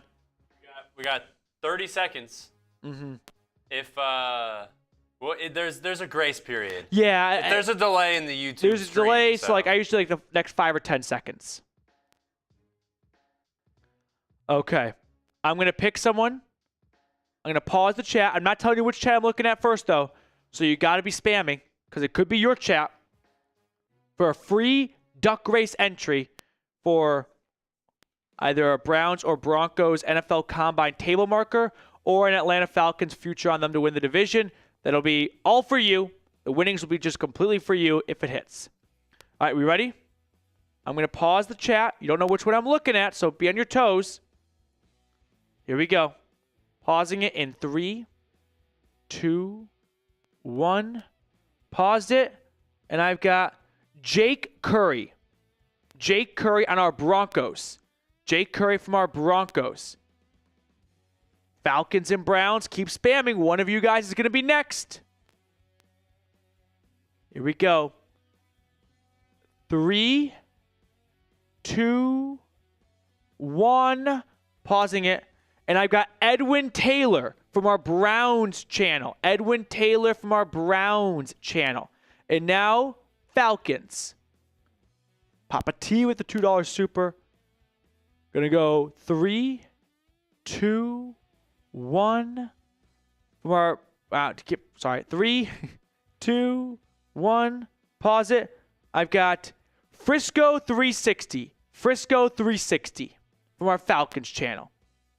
Add another entry for Papa T with his $2 super chat. Jeremy Stallman. Oh, okay. I thought you did one for every super. Yeah.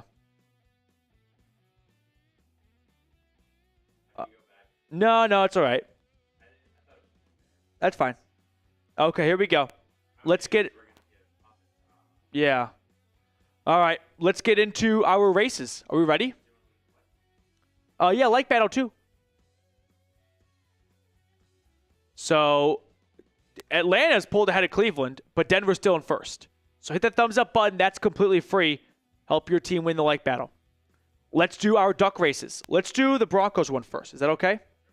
Broncos duck race first, and then we'll do Browns, and then we'll do Falcons. If you want to be a part of the duck race, super chat, and we'll add your name to it.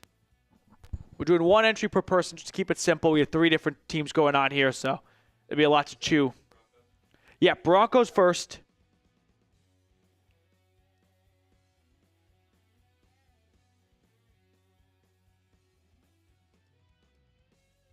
Broncos first, then Browns, then Falcons. So duck races for our 3 prizes. Ty Brown, who did the Falcons sign today, chat? They signed a corner and a defensive end. We're going to do full breakdowns on those 2 signings in a video after our live ends, and I'll publish it on the channel for you guys to watch.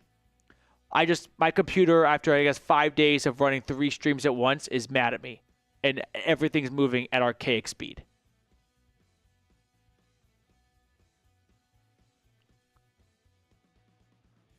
I'm excited for the Duckies.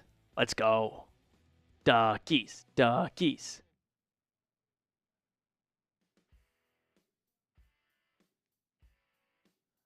Okay, this is the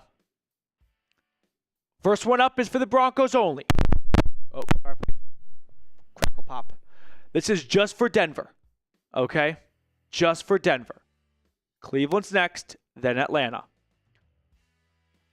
Get the ducks in the pond for the Broncos. All right. 3, 2, 1. Send the Duckies. For a Broncos NFL Combine table marker that I took from their table after they left on Thursday. Who's it going to be? Just because with a $5 super chat. I'm so sorry, just because we've already started the race. 35 seconds in. 35 seconds left. Jess has a slight lead. What's that on Jess's head? Is she a reindeer? A rain duck, yeah. Michael's just hanging out. He's the #1 duck in the pond, and he's acting like it, too. Meanwhile, Coach Chris making a little bit of a move. Oh, Michael's losing gas. Timothy's trying to make a surge. It's Vampire Tim. Here's Jerry in the middle. It's Pink Jerry. 10 seconds. Now, who is that? Candy coming back for more? Coach Chris. Coach Chris. Coach Chris. It's Purple Chris. Coach Chris. Coach Chris. Coach Chris. Do we have my email? Okay. Reed is going to put my email at the bottom. All winners, email me. I just need your information, your address, so I can mail it to you. So, congratulations to Coach Chris. Next up is the Browns.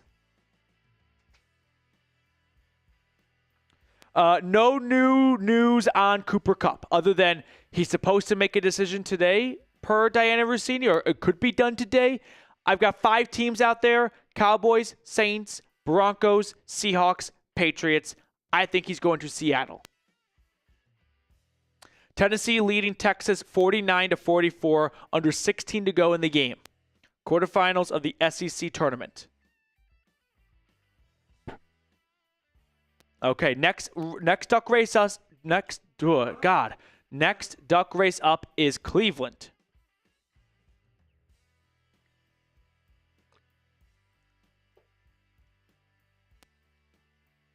So, Coach Chris, email me, please. That's my email, 2 T's. That way I can send you your winnings. And don't be like he's him and wait 4 months to send me it.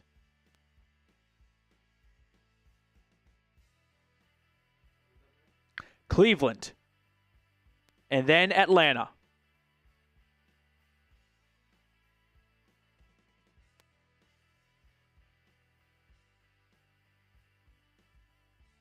Watching Texas working in the paint, picks up his dribble, kicks it out, and it's stolen away. Good defense. That's why you keep your hands up on defense. Ziegler finding Gainey in the corner, doesn't want it, works his way to the top of the key, slowing it down, under 15 to go. 7th turnover of the game for the Longhorns. Gainey working on the left side. Gainey driving, Gainey pulling up, shot is blocked.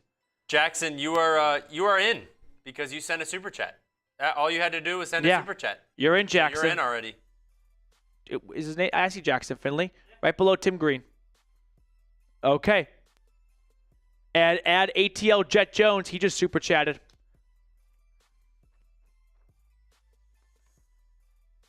Oh, no, for the Falcons one. Not for this one.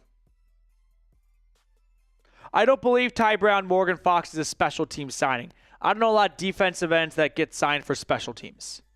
I think it's just a depth signing. Okay. This is for the Browns now. This is the prize for the Browns one. Yep.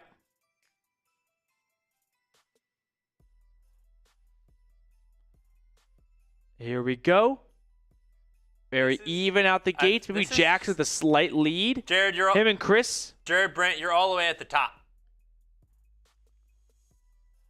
Yeah, see? No, well, Jared's all at the bottom. He's all the way at you're the first one. First one. Add FJ for Falcons. You can't type? Oh, okay. I thought it was on your computer. I see. Okay. Halfway through, Finley and Stofira duking it out. Can either one hold on? I don't know. It's not going to go away easily. Jim.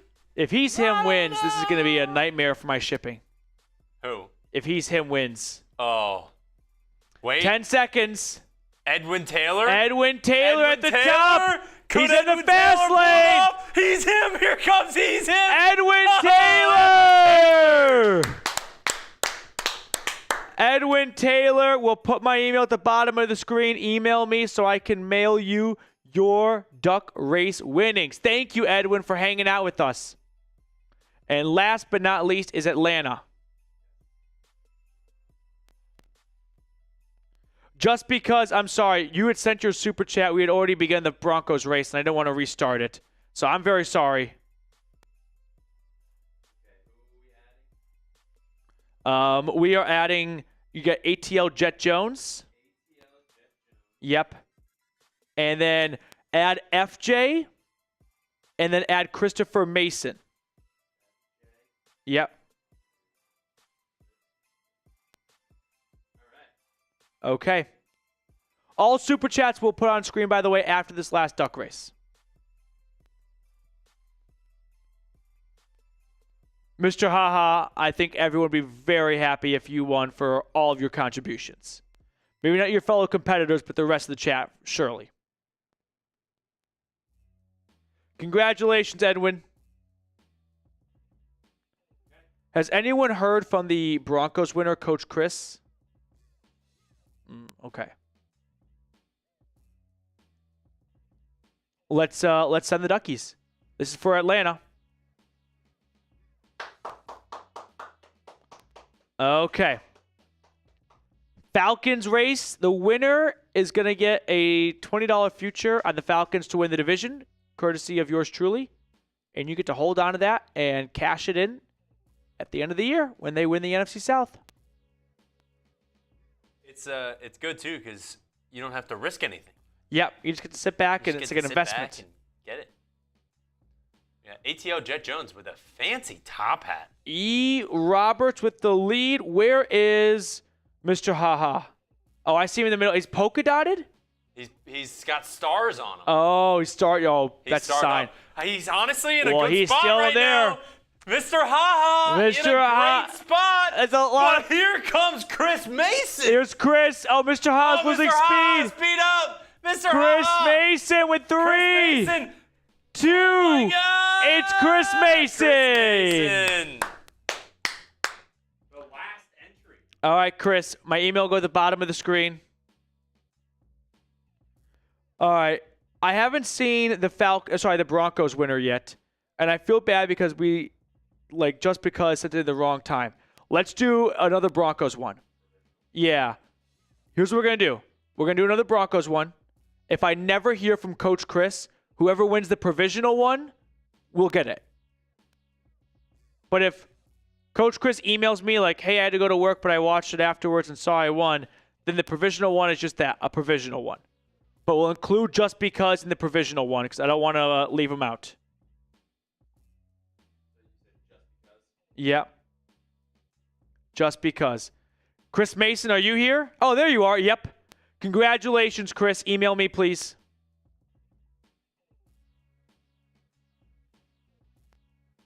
Mr. Haha, Chris Mason is here. No provisional. Mr. Haha, send me a note, though, because I still want to send you something. So please, same goes for you, Michael. If you sent in a $50 super chat or more, I want to, express my, sincerest gratitude more ways than just saying on stream, thank you. FJ, thank you for the super chat. We'll get it on screen. But, yeah, Morgan Fox to Atlanta, 2-year deal. Yeah, leave him in there. But we're going to add just because. That's just destiny, yeah. So this is the provisional in case I never hear from Coach Chris.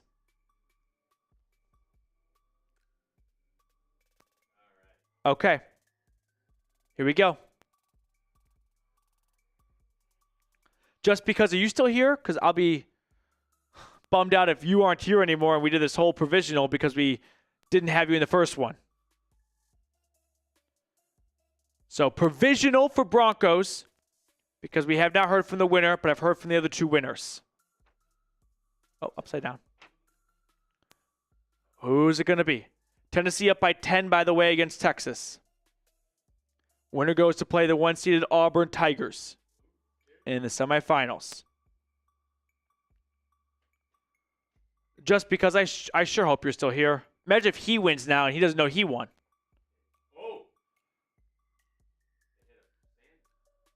Byron Lewis. It looks like they Look hit at Byron.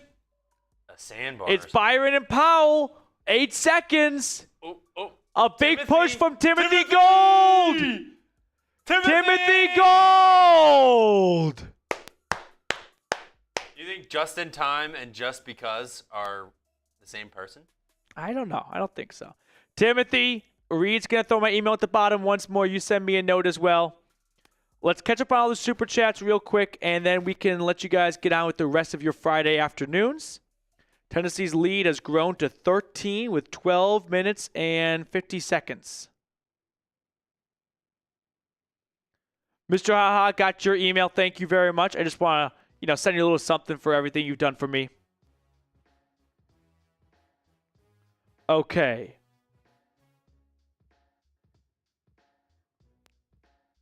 Let's recap some of the super chats, and then we will sign off. This will conclude all of our live free agency coverage like this. It's been an absolute whirlwind since Monday to Friday. So many transactions, so many signings, trades, all that good stuff, but I'm happy to have done it all with you guys here. So thank you for hanging out with me all week, those of you that have. And if you've just been hanging out for 5 or 10 minutes, that's great too. Now Texas is making a response, but 61-49 with 12 minutes to go. Plenty of time. No update on Cooper Kupp. Okay, ATL Jet Jones. If we do trade for Trey Hendrickson, then I say we draft Maliek Starks at 15. Although I wouldn't be opposed to a trade down either.